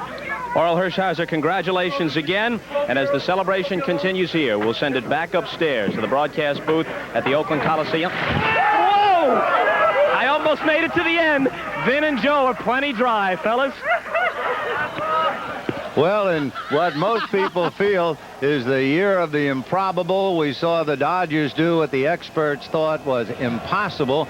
We saw and heard a lot of things in the clubhouse, but I haven't heard anyone mention it yet. But it's simply this. In a year that saw the Dodgers win the World's Championship against a great ball club, the Oakland Athletics, and they did it in 5 games, the Dodgers' leading candidate for the most valuable player, Kirk Gibson, had one at bat. One at bat, and what a one at bat it was. This World Series gave us a lot of excitement. And I tell you, we also saw, I think, just don't want to throw it away, that touch of class of La Russa letting Todd Burns pitch. It's been a great year. It was climaxed by this great World Series, and it's just good to be a part of it. And indeed, it was to see the ex-Dodgers in A's uniforms, the ex-A's in Dodger uniforms, and finally it was settled as the Dodgers in 5 games defeat the A's 5-2. For Joe Garagiola, this is Vin Scully from the Oakland Coliseum. Good night.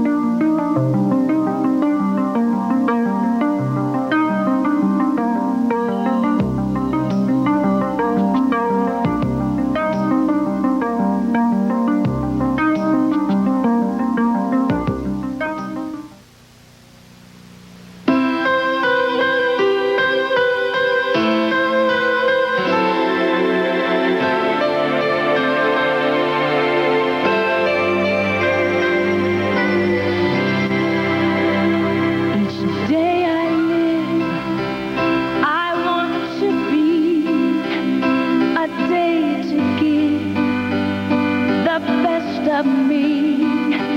I'm only one, but not alone. My finest day is yet unknown. I broke my heart for every game to taste the sweet. I face the pain. I rise and fall, yet through it all, this much remains. I want one moment in time when I'm more than I thought I could be. When all of my dreams are a heartbeat away, and the answers are all up to me. Give me one moment in time when I'm racing with destiny. There in that one moment of time, I will feel eternity.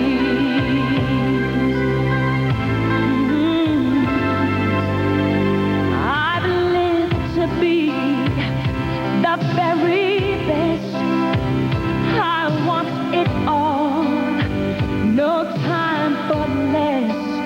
I've laid the plans, now lay the chance here in my hands.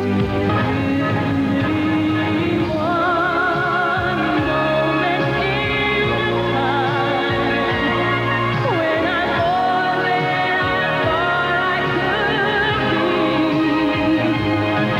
When all my dreams are heartbeat away, and the answers are all up to me.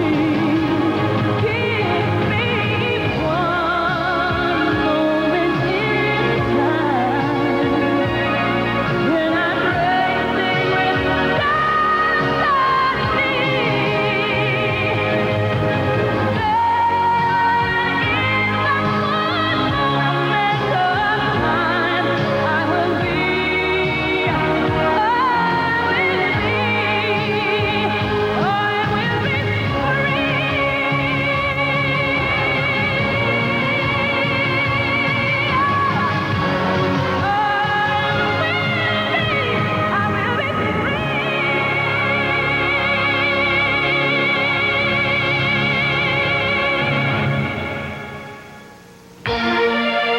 This has been a presentation of